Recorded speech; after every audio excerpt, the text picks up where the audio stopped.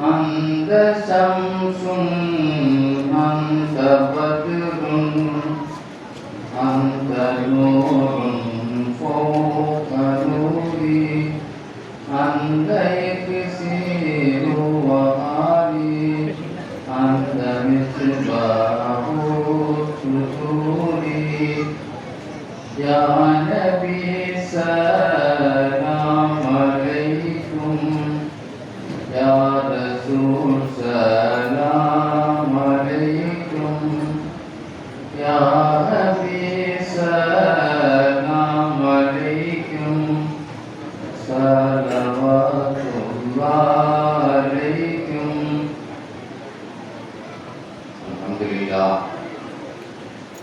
الحمد لله رب العالمين والصلاة والسلام على سيد المرسلين وآله وصحبه أجمعين. எல்லாம் அல்ல அல்லாஹ்வின் மிகப்பெரிய கருணையினால் மீலாது தொடர் சொற்பொழிவின் 4வது தினத்திலே நாம் அமர்ந்திருக்கிறோம். இன்று உங்கள் முன்னால்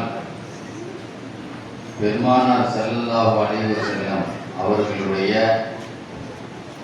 வாழ்வை, வழிமுறையை, சுன்னத்துகளை எப்படி நாம் பின்பற்ற வேண்டும், குர்ஆனிலே அல்லாஹ் நமக்கு எப்படி அதை சொல்லித் தருகிறான் என்பதை பற்றி நாம் பார்க்க இருக்கிறோம்.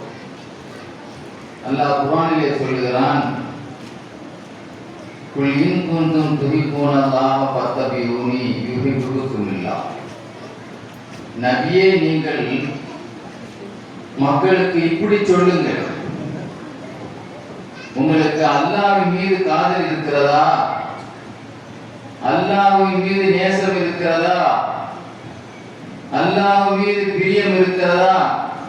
அப்படி இருக்குமானால் என் வழிமுறையை பின்பற்றுங்கள் என்று சொல்லுங்கள் நபியே.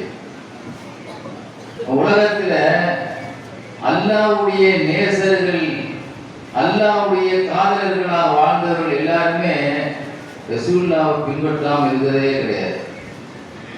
ஷரியத்தை பின்பற்றி தான் அவங்க அல்லாஹ்வுடைய நெருக்கத்தையே பெற்றாங்க. எந்த ஞானியும் ஷரியத்துக்கும் எனக்கும் சம்மந்தம் இல்லைன்னு சொன்னதே கிடையாது. அல்லாஹ் என்ன சொல்றான், அப்படி நீங்க என்னைய பின்பற்றினால் யுஹிப்புக்குமுல்லாஹ், அல்லாஹ் உங்களுக்கு என்ன பரிசு கிடைக்கும்னா நீங்க எதிர்பார்க்கக்கூடிய அல்லாஹ்வுடைய பிரியம் கிடைக்கும். பாருங்க, ஒரு கணவன் மனைவிங்கிறது அது ஒரு சந்தோஷமான வாழ்க்கை. உலகத்தில் கணவன் மனைவி மீது பிரியம் போடுறாரு, மனைவிக்கு கணவன் மீது பிரியம் இல்லைன்னா அந்த குடும்பம் நிலைக்குமா, நிம்மதி இருக்குமா? யாரா ஒரு ஆள் மட்டும் ஒருதலை பட்சமாக பிரியப்பட்டு என்ன பிரயோஜனம்? ரெண்டு பேரும் ஒருத்தருக்கு ஒருத்தர் என்ன செய்யணும்? பிரியமா இருக்கணும். அப்பதான் அந்த குடும்ப வாழ்க்கை சந்தோஷமா இருக்கும். அப்ப அல்லாஹ் என்ன சொல்றான், நான் உங்களை பிரியப்படணும்னா நீங்க முதல்ல உங்களுடைய செயல்பாடு, சொல், செயல், வாழ்க்கை எல்லாமே பெருமானாருடைய வாழ்வா இருந்தா தான் நான் பிரியப்படுவேன் தான். இல்ல என்ன சொல்றா, நீனா உங்களுக்கு அல்லாஹ்வுடைய நேசம் நீங்க சொல்லிக்கிறீங்க. நீங்க எல்லாரும் கேட்டாலும் நான் நல்ல மனுஷன், நான் நல்ல, சில பேர் நீங்க பெரிய அவுளியாங்க அப்படி சொன்னா அவருக்கு சிரிப்பு தாங்க முடியல. சில பேர் நம்மளை பார்த்து அவுளியான்னு சொல்லிட்டாங்களே அப்படின்னு அவர் சந்தோஷமா இருக்குல்ல. நம்மளாம் அவுளியா அப்படின்னு சொன்னா எல்லாத்துக்கும் சந்தோஷமா இருக்கு. நீங்க அவுளியா ஆகணுமானால் அல்லாஹ்வுடைய நேசர் தாங்க அவுளியாக்கள். அல்லாஹ்வுடைய நேசர் ஆகணும்னா ரசூலுல்லாஹ்வுடைய வாழ்க்கை உங்கள்கிட்ட இருக்கணும். அப்படி இருந்தா தான் நீ உண்மையிலே அல்லாஹ்வுடைய நேசர் சொல்லி நாம பாஸ் ஆக்குவோங்கிறாங்க, நாம பிரியப்படுவோம். ஷரியத்துக்கும் உனக்கும் சம்பந்தம் இல்லாத ஒரு வாழ்க்கையை நீ வாழ்ந்தால் உன்னை நாம் பிரியப்பட மாட்டோம் என்று அல்லாஹ் சொன்ன மாதிரி. அதனால பாருங்க, ரசூல் ஸல்லல்லாஹு அலைஹி வஸல்லம் ஆயிஷா நாயிட்ட கேட்கப்பட்டுச்சு, ரசூலுல்லாஹ்வுடைய வாழ்க்கை எதுவா இருந்தது? குர்ஆனாக இருந்தது. குர்ஆனுடைய ஒவ்வொரு வரியும் பெருமானார் நடமாடும் குர்ஆன் வாழ்ந்து காட்டினான். அதனால சஹாபாக்கள் பாருங்க, ரசூலுல்லாஹ் அப்படியே வச்ச கண் அப்படியே பார்ப்பாங்க. பக்கத்துல வந்தாதான் குனிவாங்க. ரசூலுல்லாஹ் சஹாபாக்கள் முன்னாடி இருக்கும்போது அப்படியே குனிஞ்சே உட்கார்ந்திருப்பாங்க. ஆனா ரசூலுல்லாஹ்வுடைய ஒவ்வொரு அசைவுகளும் மூச்சுகளையும் அப்படியே ஃபாலோ பண்ணவர்கள் சஹாபாக்கள். அது மாதிரி எல்லாம் நம்ம உலகத்துல வாழ முடியாதுங்க, ரொம்ப கஷ்டம், வாழ முடியாது. நமக்கு ரொம்ப கஷ்டமா தெரியுது. சஹாபாக்கள் ரொம்ப ஈஸியா, யாரெல்லாம் அதுல ரொம்ப இதா இருந்தாங்க அப்படிங்கிறது ஒரு ஒரு செய்தியா கிட்டத்தட்ட ஒரு 40-50 செய்தி நான் சொல்லுவேன். எல்லாமே நாம அமல் செய்ய முடியாது. நீங்க நோட் பண்ணி எடுங்க, எத்தனை சுன்னத்துக்களை சஹாபாக்கள் பின்பற்றினாங்க, ரசூலுல்லாஹ்வுடைய சுன்னத்துக்களை அப்படிங்கிறது. நான் இந்த நிகழ்ச்சியினுடைய 1.5 மணி நேரத்துல சுமார் 20-30 செய்திகள் சொல்லுவேன். இன்ஷா அல்லாஹ் அத்தனையும் அல்லாஹ் நமக்கும் வாழ்றதுக்கு நசீபாக்கணும்னு துஆ செய்யுங்க. ஆமீன் சொல்லுங்க. ஸல்லல்லாஹு அலைஹி வஸல்லம் ஒரு துஆ ஒன்று செய்தாங்க. என்ன துஆ செய்தாங்க? அல்லாஹும்ம பாரிக் லி உம்மதி ஃபீ புகூரிஹா. யா அல்லாஹ், என் உம்மத்துமார்களுக்கு காலை நேரத்தில் பரக்கத்து செய்வாயாக அப்படின்னு ஒரு துஆ செய்தாங்க. என்ன செய்தாங்க? என் உம்மத்துமார்களுக்கு காலையில் பரக்கத்து செய்வாயாக அப்படின்னு துஆ செய்தாங்க. ரசூலுல்லாஹ் கேட்டா அல்லாஹ் கொடுத்துட்டான்னு அர்த்தம், பரக்கத்து வந்துருச்சுன்னு அர்த்தம். இந்த ரசூலுல்லாஹ்வுடைய இந்த துஆவை இப்ப நாமளும் இந்த ஹதீஸை கேட்டோம். நம்முடைய மனநிலை எப்படி இருக்குங்கிறது ரெண்டாவது இருக்கட்டும். சஹாபாக்கள்ல அந்த சபையில உட்கார்ந்து இருந்த ஒரு சஹாபி, அவர் பேர் ஸஹர் ரலியல்லாஹு அன்ஹு. அவங்க பேரு ஸஹர். அவங்க கவனிச்சாங்க, ஸல்லல்லாஹு அலைஹி வஸல்லம் பரக்கத்து செய்வாயாக காலையிலே உம்மத்துக்குன்னு சொல்லிட்டாங்க, இனிமேல் நம்ம சரக்கு காலையிலே அனுப்பிட வேண்டியதான். அந்த பரக்கத்தான நேரத்தில் நம்ம சரக்கு என்ன செய்ய வேண்டியதான், வேற நேரத்தை அனுப்பக்கூடாது, சுபு தொழுது தான் என்ன செய்யணும், அனுப்பணும் அப்படின்னு சொல்லி என்னைக்கு அவர் அனுப்ப ஆரம்பிச்சாரோ அன்றே அவர் பெரிய கஸ்தூர மாலுகு, அவர் பெரிய தொழிலதிபராக ஆகிவிட்டார். எவ்வளவு முக்கியமான விஷயம் பாருங்க. ரசூலுல்லாஹ்வுடைய நோக்கம் என்ன? எல்லாரையும் தொழிலதிபராக ஆக்கணும் தான் ரசூலுல்லாஹ்வுடைய ஆசை. ஆனா அந்த நேரத்துல தூங்கி கிடந்துட்டு பறக்கத்தான நேரத்தை மிஸ் பண்ணிட்டு பாருங்க, ஒரு காரியத்தை செய்யறதுல எவ்வளவு கவனமா இருக்கிற ஒரு சுண்ணத்தை, அது ஒரு சுண்ணத். காலை நேரத்தில் பறக்கத்தான் நேரம் ரசூலுல்லாஹ் சொல்லி தந்த சுண்ணத்தை பேணியதுனால் அல்லாஹ் அந்த பறக்கத்தா ஆக்கி கொடுத்த. நீங்க பாருங்க, கடை வச்சவங்க எல்லாம் புலம்பதான் செய்வாங்க, பெரிய பெரிய வியாபாரத்தை ஆரம்பிச்சவங்க எல்லாம் நஷ்டத்தை தான், கஷ்ட கணக்கு தான் காட்டுறாங்க. ஆனா ரசூலுல்லாஹ்வுடைய சுண்ணத்துக்களை நம்ம பேணியதை செய்யுங்க, அது பறக்கத்தா இருக்கு. இன்னைக்கு சாப்பிடுற இடம், இந்த சாப்பிடுற விஷயத்துல எவ்வளவு பறக்கத்தை அந்த மிஸ் ஆகுது தெரியுமா? நம்ம சாப்பிடுற இடத்துல சஹாபாக்கள் ஈரானை வென்றார். ஈரானை வென்ற பொழுது அங்க ஈரான் வாசிகள் ஒரு விருந்து வச்சாங்க. அந்த விருதுல சஹாபாக்கள்லாம் உட்கார்ந்து இருந்தாங்க. அப்போ தட்டையில இருந்து ஒரு சில உணவுகள் கீழே சிந்தியது. சாப்பிடும் எடுத்து போடும்போது சிந்து உள்ள சில நேரத்தை அதுதான் நம்ம விரிப்பு விரிச்சிருக்கோம். சூப்பரான்னு சொல்லுவாங்க, அந்த உணவு விரிப்புன்னு சூப்பரான்னு சொல்லுவாங்க. அது சூப்பரா கீழே விழுந்துச்சு. இப்போ மக்களுக்கு எஸ்ஆர் ரலியல்லாஹு அன்ஹு என்ன செய்தாங்க, கீழே கிடக்கிறத எடுத்து வாயில போட்டாங்க. அது பேப்பர் வச்சுருந்தா சுத்தமாக தான் இருக்கும், தரையில இருந்தால் தான் கழுவி வாயில போடணும். எடுத்து வாயில போட்டாங்க. கீழே கிடக்கிறத எடுத்து சாப்பிட்றத பார்த்த உடனே அங்க இருக்கக்கூடிய ஈரான் வாசிகள் எல்லாம் ஒரு மாறியா கேவலமான ஒரு பார்வையை, கீழே பொறுக்கிறதா கிடந்து பயிற்சிக்கிறார் அப்படின்னு சொல்லி ஒரு மாறிய ஏளனமா பார்த்தாங்க. பார்த்துட்டு ஏன் நம்ம பக்கத்துல இருக்கக்கூடிய ஒரு அடிமை சொன்னாரு, எல்லாரும் பாக்குறாங்க, எல்லாரும் பாக்குறாங்க. ஒரு அடிமை சொன்னாரு, எஜமானே உங்களை பாக்குறாங்க, நீ அதை செய்யாதீங்க அப்படின்னு சொல்லி எஜமான வந்து கண்ட்ரோல் பண்ற ஒரு அடிமை சொன்னாங்களாம், அத்துருக்கு சுன்னத்தி ஆவுலாயில் ஆஜிம், இந்த அந்நிய நாட்டு மக்கள் மடையர்கள் என்னை பார்க்கலாம், ஒரு மாதிரியா ஏழனா பார்க்கறதுக்கான என் கண்மணி நாயகத்தின் சுண்ணத்தை நான் விட முடியுமா? அப்போ கீழே உள்ளதை எடுத்து சாப்பிட்டா அதுல பரக்கத்து இருக்கு. பகதாதுல மன்னர் முத்தசிம் பில்லாவுடைய ஆட்சி நடந்து கொண்டிருந்த காலம் அது. பகதாதுல அப்பாசியாக்களுடைய ஆட்சி நடந்து கொண்டிருந்த காலம்.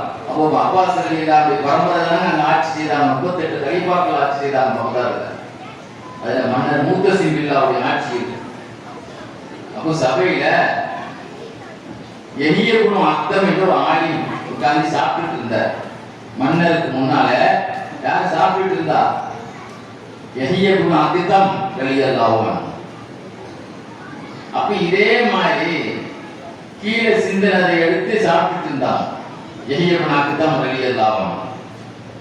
மன்னர் கேட்டாரு, என்ன ஆலிம் கீழே கிடக்கிறதெல்லாம் எடுத்து சாப்பிட்ற மாதிரி தெரியும், தேவைப்பட்ட ஃப்ரெஷ்ஷா வச்சுக்கலாம் வேண்டியதானே அப்படின்னு சொன்னார். தேவைப்பட்ட உணவு ஃப்ரெஷ்ஷா வச்சுக்கலாமே, புதுசாட்டு கீழே கிடக்கிறதெல்லாம் ஆலிம் எடுத்து திக்கிறாருங்க அப்படின்னு சொல்லி ஒரு மாதிரியா நக்கலா பேசினார்.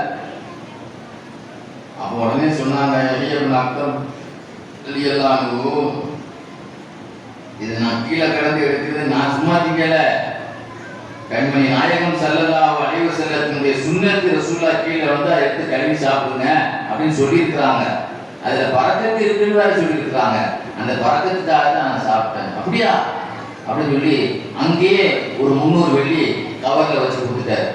ஒரு சந்தோஷமான ஒரு செய்தியை கொடுத்ததுக்காக வேண்டி எவ்வளவு கொடுத்தாரு? 300 வெள்ளி எடுத்து கையில கொடுத்தாருங்க. பாருங்க, 3 லட்சம் ரூபாய் ஆச்சு. 300 வெள்ளிங்கிறது எவ்வளோங்க?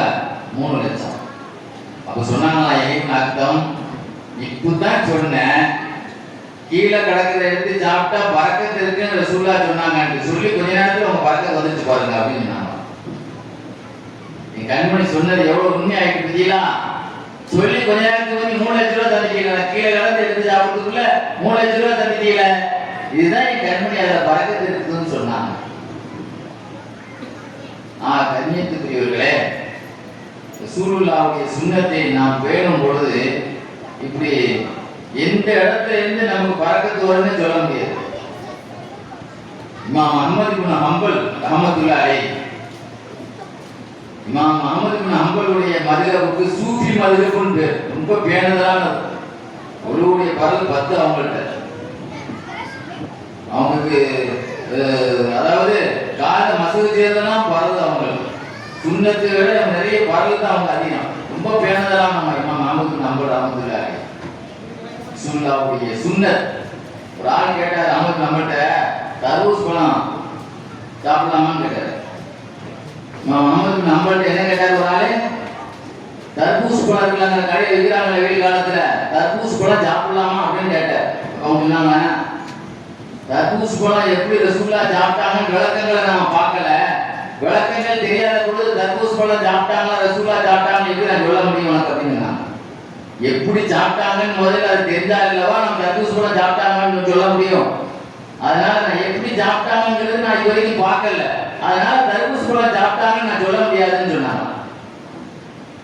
எந்த கேள்வி கேட்டாலும் ரசூலுல்லாஹ்வுடைய சுன்னத்தை ஃபாலோ பண்ணியே பதில். ஒரு காலகட்டத்தில் அரசாங்கத்துக்கு இவருக்கும் மோதல் ஏற்பட்டது. அரசு இவரை தேட ஆரம்பிச்சாங்க கைது பண்றதுக்காக வேண்டி. அப்ப அங்கங்க தலைமறைவா இருந்தவங்க இப்ராஹிம் இப்னு ஹானி என்ற தன் கூட்டாளி வீட்டுல ஒளிஞ்சு கிடந்தார். அரசர் தேடுறார், அவர் ஜெயில அடைக்கிறதுக்காக அஹ்மத் இப்னு ஹம்பல் அவங்க தேடுறார். சரியா 3 நாள் ஒளிஞ்சு கிடந்தாங்க. 3 நாள் கழிச்சு தன் கூட்டாளி இப்ராஹிம் இப்னு ஹானிட்ட சொன்னாங்களாம், வேற வீட பாருங்க, நான் வெளியே வர போறேன். ஏங்க வெளியே வந்துடாதீங்க, அங்க காவல்துறை உங்களை கண்ணி போட்டு தேடுறாங்க, நீங்க இந்த நேரம் பார்க்க டேஞ்சரான நேரம் வராதீங்க. இல்ல இல்ல, ரசூலுல்லாஹ் சவுர் கோவில 3 நாள் தான் ஒளிஞ்சிருந்தாங்க. எவ்வளவு சுன்னத்து பாருங்க. ரசூலுல்லாஹ் எத்தனை நாள் தான் ஒளிஞ்சிருந்தாங்க சவுர் கோவில? 3 நாள் தான் ஒளிஞ்சிருந்தாங்க. அதனால ஒளிந்திருந்தாலும் கூட நான் 3 நாள் தான் என் கழுத்துல கத்தி வந்தா பிரச்சனை கிடையாது. ஒரு புகையிலை எதிரியை விட்டு ரசூலுல்லாஹ் ஒளிந்ததை கூட ரசூலுல்லாஹ் சொல்ல நான் பின்பற்றுவேன். நான் எவ்வளவு பெரிய சஹாபாக்களுடைய வழிமுறையை பின்பற்றிய அவங்களுடைய வாழ்க்கையை தான் அல்ல அன்னைக்கு பேச வச்சா உலகம் உள்ள அவங்களுடைய மதுகப்புகளாக பரப்பினான். அருமையானவர்களே, சஹாபாக்களை பதில் சஹாபாக்கள் ஹாரிஸ் இப்னு நுஅமான் ஒரு சஹாபி ஜிப்ரீல் அலைஹிஸ்ஸலாத்தையே 2 முறை பார்த்துட்டாங்க நேரடியா. ரசூலுல்லாஹ்ட்ட சஹாபிகள் சிறியத்துள் கலக்கி சஹாபி உருவத்துல வருவாங்க. மனித உருவத்துல வந்து ஒரு தடவை பேசிட்டு இருக்கும்போது 2 தடவை இவங்க பார்த்தாங்க ஜிப்ரீல் அலைஹிஸ்ஸலாம். இவங்களுடைய வரலாறு அந்த செய்தி எழுதிப்பாங்க. சஹாபாக்களிலேயே ஒரு 10 பேருக்கு தான் இருப்பாங்க. ஜிப்ரீல் அலைஹிஸ்ஸலாத்தை பார்த்தாங்க, டபுள் பார்த்தது இவங்க மட்டும்தான். ஜிப்ரீல் அலைஹிஸ்ஸலாம் சொன்னாங்களாம், அவர் பார்த்துக்கிட்டே போறாரு, சலாம் சொல்லிட்டு தான் நான் பதில் சொல்லிருப்பேன்னு சொன்னாங்க. என்ன சொன்னாங்களாம் ஜிப்ரீல் அலைஹிஸ்ஸலாம், யாரோ எவரோ நினைச்சு நம்ம பார்த்துக்கிட்டே போறாரு, ஏன்னா ரகசியமா காதுக்குள்ள ஏதோ பேசிட்டு இருந்தாங்கன்னு சரி யாரோ பர்சனலா வந்திருக்காங்கன்னு நினைச்சு போயிட்டாங்க. சொன்னாங்களா ஜிப்ரீல் அலைஹிஸ்ஸலாம், அவர் பார்த்து சலாம் சொல்லிட்டு போனா நான் பதில் சொல்லிருப்பேன்னு சொன்னாங்க. அந்த மாதிரி ரசூலுல்லாஹ்வின் காதல் இருங்க. அவரு நாரிதுக்கு நோமான் இருக்காங்க, நிறைய வீடுகள் ரசூலுல்லாஹ்வுடைய பள்ளிவாசலை சுத்தி இருந்தது. இன்னைக்கு நம்ம ஆட்கள் ஏதாவது ஒரு ஆளுக்கு கொடுக்குறா இருந்தா நம்ம கழிச்சு போட்டதை அடுத்த ஆளுக்கு விற்போம். நமக்கு ரொம்ப நல்ல சொத்துனா நம்ம தான் வச்சிருப்போம், நல்ல சொத்துக்களை நம்ம வச்சிருவோம். எது கொஞ்சம் சுமாரான சொத்து இருக்கு அதுதான் அடுத்தவன்ட்ட கையடிக்கணும்னு நினைப்போம், அப்படிதானே? அது ரசூலுல்லாஹ்வுடைய மதீனாவை சுற்றி நிறைய வீடுகள் அவர்களுக்கு இருந்தது. என்ன பெருமானாருடைய காதல்னா என்ன காதல்? நம்மளா மீனாதுல்லா பயான் கேட்கறதோ இங்க அடுத்த வருஷம் தான் வருவோம், அதான் காதல், நம்ம காதல். ஆனா அவங்களுடைய பிரியம் எப்படி பாருங்க, ரசூலுல்லாஹி ஸல்லல்லாஹு அலைஹி அடுத்த வருஷம் இன்ஷாஅல்லாஹ் கூத்தாநாள் வரும்போது புது பில்டிங் பெரிய ஜொலிக்கணும், அதுக்குள்ள நிறைய பரக்கத்தா அல்லாஹ் ஆக்கணும், துஆ செய்யுங்க. ஜஸ்னே மீராஜ் சொல்லி 77வது வருஷம் நடந்து முடிக்கக்கூடியது பிரம்மாண்டமான. ஏன்னா நீங்க பாத்தீங்கன்னு சொன்னா துபாய் அபுதாபிலே பார்த்தா இந்த மீராஜ் உள்ள அங்கேயே நடக்கும், அதுக்குள்ளேயே நடக்கும், பெரிய பெரிய. ஏன்னா அதுக்கு வந்து சூப்பரான இடங்கள் எல்லா வசதியும் அங்கேயும் பண்ண மாதிரி அது மாதிரி நீட்டா ஆகணும். அல்லாஹ் ஆமீனாக. கண்ணியத்துக்குரியவர்களே, இந்த ஹாரிஸுக்கு நோமான் அவர் பாருங்க, ரசூலுல்லாஹ் ஒரு பெண்ணை கல்யாணம் முடிச்ச உடனே பள்ளியாசலுக்கு பக்கத்தில் உள்ள தான் வீட ரசூலுல்லாஹ் பேர் எழுதி வச்சிருவாங்க. எப்படியே ரசூலுல்லாஹ்வுக்கு பள்ளியாசலுக்கு ஈஸியா இருக்கணும். ரசூலுல்லாஹ்வுக்கு பள்ளியாசல் பக்கத்தில் வீடு இருந்தா தானே வசதி. ரசூலுல்லாஹி ஸல்லல்லாஹு அலைஹி வஸல்லம் எப்போலாம் கல்யாணம் முடிக்கிறாங்களோ அப்போலாம் தன்னுடைய பேர் பத்திரத்தை மாத்தி மாத்தி ரசூலுல்லாஹ் பேர்ல பத்திரம் போடுவாங்க. எந்த அளவுன்னா ஸல்லல்லாஹு அலைஹி வஸல்லம் ஒரு சமயம் எனக்கு ஹாரிஸுக்கு நோமான பார்க்க வெக்கமா இருக்குன்னு சொல்லுவாங்க. அவர் நான் கொஞ்சம் கல்யாணம் முடிக்கும் போதுதான் எனக்கு வீடை வித்து என் பேரை தராரு எனக்கு அவர், அதனால எனக்கு அவர் பார்க்கவே வெக்கமா இருக்குன்னு சொல்லுவாங்க. எவ்வளவு பெரிய ஒரு பரக்கத்தான மனிதர் பார்க்க ரசூலுல்லாஹ் சந்தோஷமா இருக்குது. பள்ளியாசல் பக்கத்தில் இருக்குது, நம்ம வீடு அவங்களுக்கு கொடுத்துருவோம் சொல்லி பக்கத்துல வாங்கி போட்ட வீடக்குள்ள ரசூலுல்லாஹ்வுடைய மனைவிமார்களுக்கு கொடுத்தார். ஹாரிஸுக்கு நோமானை நான் கனவில் பார்த்தேன், குர்ஆன் ஓதிக் கொண்டிருப்பதை பார்த்தேன். என்ன காரணம் நாயகமே? அவர் காலத்திலே தாய்க்கு பணிவிடை செய்வதில் நம்பர் 1 மகன் அவர் தானே. அதனாலதான் குர்ஆன் ஓத சத்தத்தை கேட்டேன்னு சொன்னாங்க ஸல்லல்லாஹு அலைஹி வஸல்லம். தாய்க்கும் அவர் நம்முடைய நபிக்கும் பங்கு ஹக்கில குறைக்கல, தாயுடைய ஹக்கிலையும் அவர் குறைக்கல. பாருங்க, இந்த ஹாரிஸுக்கு நோமான் வெளியேறாம பிற்காலத்துல கண்ணு தெரியாம ஆயிட்டாங்க. வயசான நேரத்துல கண்ணு தெரியாம ஆனாலும் என்ன செய்வாங்களாம், ரசூலுல்லாஹ்வுடைய சுன்னத்துகளை எப்படி சஹாபாக்கள் உயிர் கொடுத்தாங்க பாருங்க. சஹாபாக்கள் மட்டும் உலகத்தில் உள்ள அவ்வளவு நாடுகளுக்கும் போய் இந்த பிரச்சாரத்தை பண்ணலன்னா பண்ண போய்தான் பெருமானாருடைய புகழ் அல்லாஹ் ஒழிக்க வச்சான்.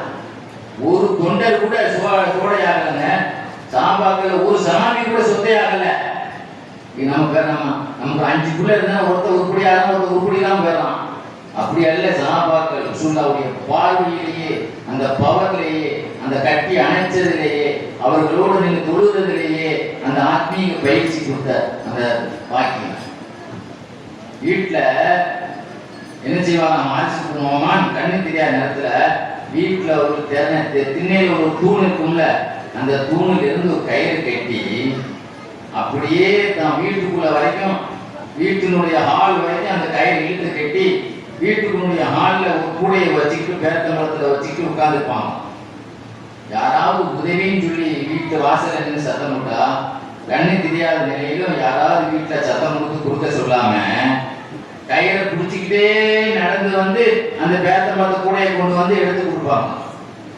சில பேர் கேட்டாங்க, உங்களுக்கு தான் கண்ணு தெரியலையே, வீட்டில் உள்ள ஆளை யாராவது சத்தம் கொடுத்து நீ அந்த கூடையை எடுத்து நீங்க கொடுக்க வேண்டியது தானே என்று சொன்னா சொல்லுவாங்களாம். ரசூலுல்லாஹ்வுடைய ஹதீஸ் என்னன்னு தெரியுமா உங்களுக்கு? ஸல்லல்லாஹு அலைஹி வஸல்லம் என்ன சொன்னாங்க தெரியுமா? ஒரு மிஸ்கீனுடைய கையில நம்ம கை படணும், படுற மாதிரி கொடுக்கணும். முனாவலத்துல் மிஸ்கீன், ஒரு மிஸ்கீனுடைய கையில நாம தர்மத்தை கொண்டு போய் நாம படுற மாதிரி வைக்கிறது இருக்கிறதே, தக்கியு மீத்தத்தி சூ, ஆக்சிடென்ட் வராது, பெரிய பெரிய நோய் வராது, மோசமான வியாதி வராது, நல்ல மூத்து வரும்னு சொன்னாங்க. என்ன சொன்னாங்க? அகால மரணத்திலிருந்து அவனை காப்பாற்றும். யார் கையில கொடுக்குறது? பிச்சைக்கார கையில முட்டை வச்சு வீசுவான் சில பேர். அவங்க கை நம்ம கை படனுங்க, பட்டாதான் நமக்கு ஆஸ்பத்திரி செலவு வராது, அதுவும் மோசமான வியாதிலாம் வராது. நீங்க ஒரு மனிதனுக்கு எல்லாம் காப்பாற்ற மோசமான வியாதி வருதுன்னா அவனுக்கு ட்ரீட்மெண்ட் எடுத்த டாக்டர் பணக்காரன் ஆயிடும். ஒவ்வொரு ஊசிக்கு 25,000 சொல்லி ஆபரேஷன் முன்னு ஒரு பேர் பேசுவான், ஆபரேஷன் பின்னால் ஒரு பேர் பேசுவான். ஆபரேஷன் முன்னால உங்களுக்கு என்னென்ன வருமானம் இருக்குன்னு கேட்போம். முதல்ல உங்களுக்கு பணம் எவ்வளவு இருக்கு, என்ன இருக்கு, வைத்தியம் பண்ண காசு இருக்கான்னு கேட்பான். முடிச்ச பிறகு இதெல்லாம் குணப்படுத்த முடியாதுங்க அப்படின்னு அவனுக்கு பில்லாம் போட்ட பிறகு சொல்லிடுவான். நல்லா காப்பாற்றணும். இந்த மாதிரிலாம் தர்மத்துக்கு நாம மிஸ்கின் கையில பொம்பளையா இருந்தா அது செய்ய முடியாது, ஆம்பளையா இருந்தா நம்ம கையில இந்த ஹதீஸை நான் எப்போ பார்த்தேனோ அன்னிலிருந்து கொடுக்குறாங்க. மிஸ்கின் கையில படுற மாதிரி தான் நான் கொடுப்பேன். நான் எதுக்கு இதை சொல்றேன்னா நீங்க செய்யணுங்கிறதுக்காக சொல்ல வர. கையில படுற மாதிரி என்ன செய்யணும்? ஏன்னா ஒவ்வொரு ஆட்களுக்கும் ஏன்னா குணங்குடி மஸ்தான் சாஹிப் ஒரு பாடலை படிப்பாங்க. ஏன்னா காடோ செடியோ கண்ணே ரஹ்மானே, நாய்க்கு இறையோ காகம் கழுகுக்கு இறையோ கண்ணே ரஹ்மானே, நான் எங்க கடந்து இறக்க போறேன்னா, எனக்கு கழுகுக்கு இறையா போறேன்னா, நான் காட்டுல கடந்து இறக்க போறேன்னா எங்க இறக்க போறேன் நம்மானே கேட்கறாங்களா இல்லையா? எங்க நம்முடைய மரணம் எப்படி இருக்கும் யாருக்கு தெரியும்? அதனால நல்ல மூத்து வரணும்னா மிஸ்கின் கையில கொண்டு போய் நம்ம என்ன செய்யணும்? தர்மத்தை கொண்டு கொடுக்கணும். அதுல ரசூலுல்லாஹ் சொன்னாங்க. அந்த அகால மரணத்திலிருந்து காப்பாற்றுறதுக்கு தான் நான் கண்ணு தெரியாட்டாலும் இந்த சுன்னத்தை நான் செய்யறேன்னு சொல்லுவாங்க. ரசூலுல்லாஹ்வுடைய மீலாதுல்லாவின் மூலமாக பெருமானாருடைய சுன்னத்தை ஹயாத்தாக்கப்பட வேண்டும். பெருமானாருடைய வழிமுறைகள் என்ன செய்ய வேண்டும்? ஹயாத்தாக்கப்பட வேண்டும். இந்த எத்தனை சுன்னத்துகள் பேசப்படுதோ அத்தனை சுன்னத்துகளும் உங்க வாழ்க்கையில கொண்டு வரும். ரசூலுல்லாஹ் என்ன செய்தாங்க? சஹாபாக்கள்கிட்ட உறுதிமொழி எடுத்தாங்க.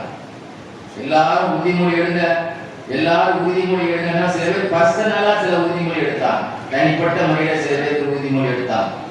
அப்போ ஜரீர் குண அப்துல்லா ரலியல்லாஹு அன்ஹு இருக்காங்க. ரசூலுல்லாஹ் உறுதிமொழி எடுங்க, ஜரீர் என்னோட பையை தேடுங்கள், என்னிடத்திலே பையை தேடுங்கள் அப்படின்னு சொன்னவனே, ரசூலுல்லாஹ் நான் பையை தேடி எடுத்துட்டேன், இன்னொருத்தர எடுங்க அப்படின்னு. என்ன விஷயத்தை கொண்டு நான் பையை தேடுக்கணும் நாயகமே? என்ன உறுதிமொழி? எந்த சூழலிலும் அதாவது நீ மற்றவங்களுக்கு நல்லதையே நாடணும். அத்தீனும் நசீஹா, பிறருடைய முஸ்லிமுக்கு நீ நலவைத்தான் நாடகம், சுயநலமே என்ன செய்யக்கூடாது, இருக்கக்கூடாது அப்படின்னு சொல்லி எனக்கு சத்தியம் தான் சொன்னாங்க. சொன்னாங்க எல்லா முஸ்லீமுக்கும் நான் என்ன செய்வேன்? நல்லதான் நாடுவேன்னு சொல்லி எனக்கு ஒரு உறுதிமொழி, அது கடைசி வரைக்கும் நீங்க அதை பாதுகாக்கணும். ரசூலுல்லாஹ் உறுதிமொழி கொடுத்தாங்க. அந்த உறுதிமொழி எப்படி பாதுகாத்தாங்க தெரியுமாங்க? ஒரு நாள் பஜாருக்கு போய் ஒரு ஒட்டகத்தை விற்க போனாங்க. ஒட்டகத்தை விற்கிறதுக்கு ஒரு அமௌண்ட் சொன்னாங்க, ஒரு 600 வெள்ளியும் சுமார் ஒரு தோராயமா ஒரு அமௌண்ட் சொன்னாங்க. உடனே அதை வாங்குறவர் என்ன இல்ல இவங்க விற்கல, இவங்க வாங்க போனாங்க. வாங்க போகும்போது அவங்க தோராயமா ஒரு 600 வெள்ளி அப்படின்னு சொன்னாங்க. நம்ம ஆளா என்ன செய்வாங்க? அதுல இருந்து அடிச்சு கேட்கதான் பார்ப்போம். நம்ம அவர் என்ன சொல்றாரோ சந்தையில அவனை விட நம்ம அடிச்சு பேசிதானே வாங்க பார்ப்போம். ஆனா இவங்க என்ன சொன்னாங்க தெரியுமா? நண்பரே, நீங்க இதுக்கு சொல்ற ரேட் ரொம்ப கம்மி, இதுக்கு முறையான ரேட் இவ்வளவு அல்ல, இதனுடைய ரேட் கம்மியா சொல்றீங்க, தெரியாம சொல்றீங்க. என் கண்மணி நாயகம் என்ன சொன்னாங்க தெரியுமா? எங்களுக்கு அடுத்தவங்களுக்கு நல்லதை நாடணும்னு சொன்னாங்க. அதனால நீ உனக்கு விலை தெரியாம வித்துட்டு இருக்கப்பா, இதுக்கு 600 அல்ல, உதாரணத்துக்கு ஒரு 90 தான் நீ வாங்கணும் முறையா அப்படின்னு சொல்லி உதாரணத்துக்கு இதுக்கு முறையான ரேட்டை சொல்லி நான் காசு கொடுத்தேன். நம்ம என்ன சொல்லுவான்? பேப்பையில இருப்பான் கொடுத்துருக்குங்க, பைத்தியக்காரனா இருப்பான் கொடுத்துருக்கு, கம்மியா ரேட்டு கேட்கலாம் கூட கொடுத்துட்டு வராமா. ஆனா அவங்களுடைய மைண்ட்ல என்ன இருக்கு? ரசூலுல்லாஹ்வுக்கு நம்ம என்ன வாக்கு கொடுத்துருக்கோம்? பிறருக்கு நலன் ஆகும். அவனுக்கு விலை தெரியாம வித்துட்டு இருக்கான், அவனுக்கு உண்மையான விலை இதான்ங்கிறத உணர்த்தணுமா இல்லையா? அதை நம்ம ரசூலுல்லாஹ்வுக்கு நம்ம கொடுத்த பையத்தா இல்லையா? ஒரு சமயம் உமர் ரலியல்லாஹு ஆட்சியில இப்படி கூட்டமா உட்கார்ந்துக்கும் போது யாரோ ஒரு ஆளுக்கு காத்து பிரிஞ்சிச்சு. கூட்டமா இருக்கும் போது கூட்டத்தில் ஒரு ஆளுக்கு காத்து பிரிஞ்சிச்சு, சுமல் அடிக்குது. உமர் ரலியல்லாஹு எப்பவுமே கொஞ்சம் பேச்சு கொஞ்சம் ஹார்டா பேசுவாங்க, கரெக்டா இருக்கும் பேச்சு. யாரு ஒழுவு முடிஞ்சதோ ஒழுவு செய்துட்டுவான், யார் எஞ்சிப்பான்? எவ்வளவு கொடுத்துருங்க என்ன சொன்னாங்க? யாருக்கு ஒழுவு முடிஞ்சதோ போய் ஒழுவு செய்துட்டு வாங்கன்னா. பக்கத்துல இருந்த ஜரீர் அப்துல்லா சொன்னாங்க, கண்டிப்பா நம்ம எல்லாரும் ஒழுவு செய்துருவோமே, அவர் எஞ்சி போன ஒரு அசிங்கமாயிருந்தோம், அவர் நம்ம எல்லாருமே சேர்ந்து ஒழுவு செய்துருவோமே. உமரை நாம் புரிஞ்சுக்கிட்டாங்க. ஏன்னா அது பிற நலம் நாடுறதானங்க. அவர் எஞ்சி போகணும்னு சொன்னா யார் நான் எஞ்சி போனா அவர் எஞ்சி போகும்போது என்னப்பா சபையில அசிங்கப்படுத்திட்டார் அப்படின்னு சொல்லி எல்லாருக்கும் கேவலமாயிருந்தா அவரே. இதை விளங்கிட்டு பிறர் நலம் நாடணும் என்பது பெருமானார்ட்ட நாம் எடுத்து கொடுத்து முடிமொழி. கலீஃபா அவரை உழுவு செய்ய சொல்றதை விட, ஒரு ஆளை எஞ்சி போய் உழுவு செய்ய சொல்றதை விட, அவர் யாருமே எஞ்சிக்க மாட்டாங்க, நாம எல்லாரும் உழுவு செய்யணும். அப்போ தும்மலானுக்கு சந்தோஷமா போச்சு. சரி, அருமையான யோசனை சொல்லிச்சீங்க ஜரீரே, நீ அறியாமை காலத்திலும் நீ லீடர், இஸ்லாத்திலும் நீ லீடர் தான்ப்பா, நல்ல அருமையான யோசனைப்பா, எனக்கு இந்த யோசனை வராம போச்சேன்னு சொன்னாங்க. இப்படி பிறர் நலம் நாடு அப்படிங்கிறது பெருமானாரிடத்தில் உறுதிமொழி கொடுத்த காரணத்தினால் இதே மாதிரி ஒவ்வொரு விஷயத்திலையும் மக்கள் நலம் காக்கக்கூடிய எங்க அரசியல்வாதிகள்லாம் மக்கள் நலம் அப்படிங்கிறது எல்லாத்துக்கும் வந்துச்சுன்னா எல்லா நாடும் சொர்க்கமா ஆகும். மக்கள் நலம் நம்முடைய முக்கியமா இருக்கும். அருமையானவர்களே, பெருமானார் ஒரு சமயம் அடிக்கடியிலான்ட்ட ஒரு ஆள் உதவி கேட்டு வந்தார். வந்த உடனே இவங்க சொன்னாங்க, உங்க உதவிய வாயால சொல்லாதீங்க, அதை உங்க வாயிலிருந்து சொல்லும்போது உங்க முகத்துல வரக்கூடிய அந்த கூச்சத்தை பார்க்க எனக்கு வெக்கமா இருக்கு, நீங்க எழுதிருங்க, தரையில் எழுதிருங்கன்னு சொன்னாங்க. என்ன சொன்னாங்க? ஒரு ஆள் தன்னுடைய கஷ்டத்தை சொல்லும் போது நம்முடைய முகம்லாம் கூணி குறுகி தானே பேச வேண்டிய வரும். அதனால நீங்க என்ன செய்யுங்க, உங்களுடைய முகத்தை பார்க்க நான் விருப்பப்படல, என்ன தேவையோ எனக்கு கொஞ்சம் தேவை இருக்கு அப்படின்னு சொன்னார். எனக்கு ட்ரெஸ் இல்லைன்னு சொல்லி எழுந்தார் தரையில. ஒரு வேட்டி கொடுக்க சொன்னான். அந்த வேட்டியை வாங்கி உடனே உடுத்துட்டு சொன்னாரு, அலி அவர்களே, நீங்கள் எனக்கு தந்த ஆடை அழிந்தாலும் உங்கள் புகழ் அழியாது, இந்த ஆடை அழிந்தாலும் உங்களுடைய புகழ் என்ன செய்யாது, நான் உங்களுக்கு ஒரு புகழ் என்னும் ஆடை அணிவிக்க போகிறேன், புகழ போறேன்னு சொல்ற, புகழ் என்னும் ஆடை அணிவிக்க போகிறேன். நீங்கள் உடுத்த ஆடை ஒரு காலத்தில் அணிந்து கிழிந்து போனாலும் நான் உங்களை புகழ்கிறேனே, இந்த புகழ் மலையிலும் காடிலும் பெய்யக்கூடிய மழையை போல, மழையை பெய்ந்தால் அது ரொம்ப பசுமையா ஏற்பட்டு செழித்தாய் பல மாதங்கள் நமக்கு பழக்கத்தா இருக்குமா இல்லையா? அது மாதிரி நான் உங்களை புகழ போறேன், புகழ் என்னும் ஆடையை அணிவிக்க போறேன். உங்களுக்கு தலைமுறையாக நீங்கள் பேசப்படுவீர்கள். இன்னைக்கு எத்தனையோ பேர்களும் அவர்கள் காலம் கடந்து அவங்களோட பேர் புகழ் இருக்குதா இல்லையாங்க? அவங்க செத்தும் கொடை கொடுத்த வள்ளல் சீதாக்காரின் சொல்லுவோமா இல்லையா? அவர் இருக்குவா சீதாரி இல்லையில சொல்லுவோமா இல்லையா? சில பேர் நீங்க தலைமுறையாக நீங்கள் என்ன செய்வீர்கள், உங்கள் புகழ் ஓங்குக அப்படின்னு சொல்லி புகழ்ந்து பேசின பிறகு அடிக்கடி இல்லாம என்ன செய்தாங்க, இவருக்கு ஒரு 60 லட்சம் ரூபாய் கொடுங்க அப்படின்னா. என்ன சொன்னாங்க? 100 தங்க காசு, அது 60 லட்சம் ரூபாய். ஒரு தங்க காசுங்கிறது 60,000 ரூபாங்க. என்ன சொன்னாங்க? 100 தங்க காசு. முதல்ல ஒரு ட்ரெஸ் தானே கொடுத்தாங்க, வேட்டி தானே கொடுத்தாங்க. இந்த வார்த்தையை சொன்ன உடனே இவருக்கு ஒரு 60 லட்சம் ரூபாய் கொடுங்க. பக்கத்தில் உள்ள ஆள் கேட்டாரு, என்னது வேட்டியும் 60 லட்சமா? 60 லட்சம் உங்க நம்ம பழக்கத்துல புரியுற மாதிரி அந்த காசை பெருக்கி சொல்றேன். 100 தங்க காசுன்னா உங்களுக்கு என்ன புரியாதா இல்லையா? 100 நினைச்சிருக்கீங்க, 60 லட்சம் ரூபாய். அதுக்காக சொல்லுவாங்க 60 லட்சம் ரூபாய் கையில கொடுத்துட்டாங்க. அப்ப ஒரு ஆள் கேட்டார், ஏன் இவ்வளோ நாள் கொடுத்தீங்களே? அவங்க சொன்னாங்க, என் கண்மணி நாயகம் ஸல்லல்லாஹு அலைஹி வஸல்லம் என்ன சொன்னாங்க தெரியுமா? அன்சிர் நாஸ மனாசிலஹும், பாத்திரம் அறிந்து பிச்சை எடுன்னு சொன்னாங்க ஸல்லல்லாஹு அலைஹி வஸல்லம். என்ன சொன்னாங்க? என்ன சொன்னாங்க? அதுதான் நம்ம தமிழ் பழமொழி, பாத்திரம் அறிந்து பிச்சை எடுன்னா என்ன அர்த்தம்? மக்கள் தரம் பார்த்து தர்மம் கொடுன்னு சொன்னாங்க ஸல்லல்லாஹு அலைஹி வஸல்லம். அதனால அவருடைய தரத்துக்கு நான் என்ன செய்யறேன், கொடுக்குறேன்.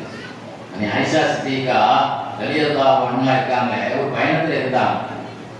அந்த பயணத்துல இருக்காந்து காலை டிஃபன் டைம், எல்லாத்துக்கும் நாஸ்டா ஏற்பாடு நடந்துட்டு இருந்துச்சு இந்த பயணத்துல. அப்படி சாப்பிட்டு இருக்கிற நேரத்துல அந்த வழியா ஒரு பணக்கார குதிரையில போனார்.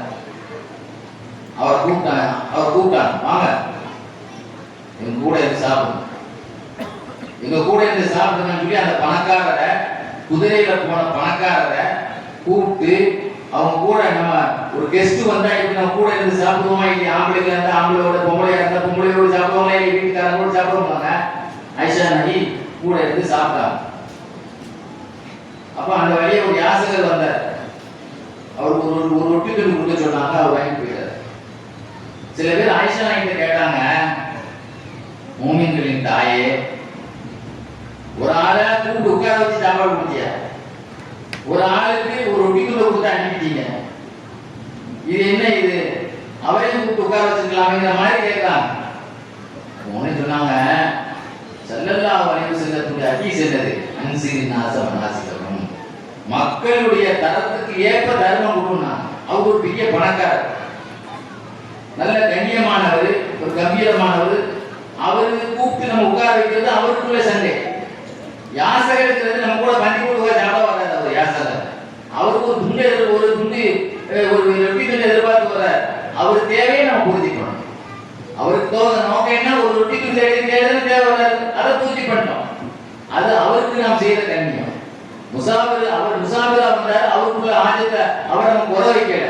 ஆனா இவரு ஒரு கண்ணியமானவர், ஊர்ல முக்கியஸ்தர். அந்த முக்கியஸ்தர் போறாரு, அவர் கூப்பிட்டு நம்ம கண்ணியப்படுத்தணும்.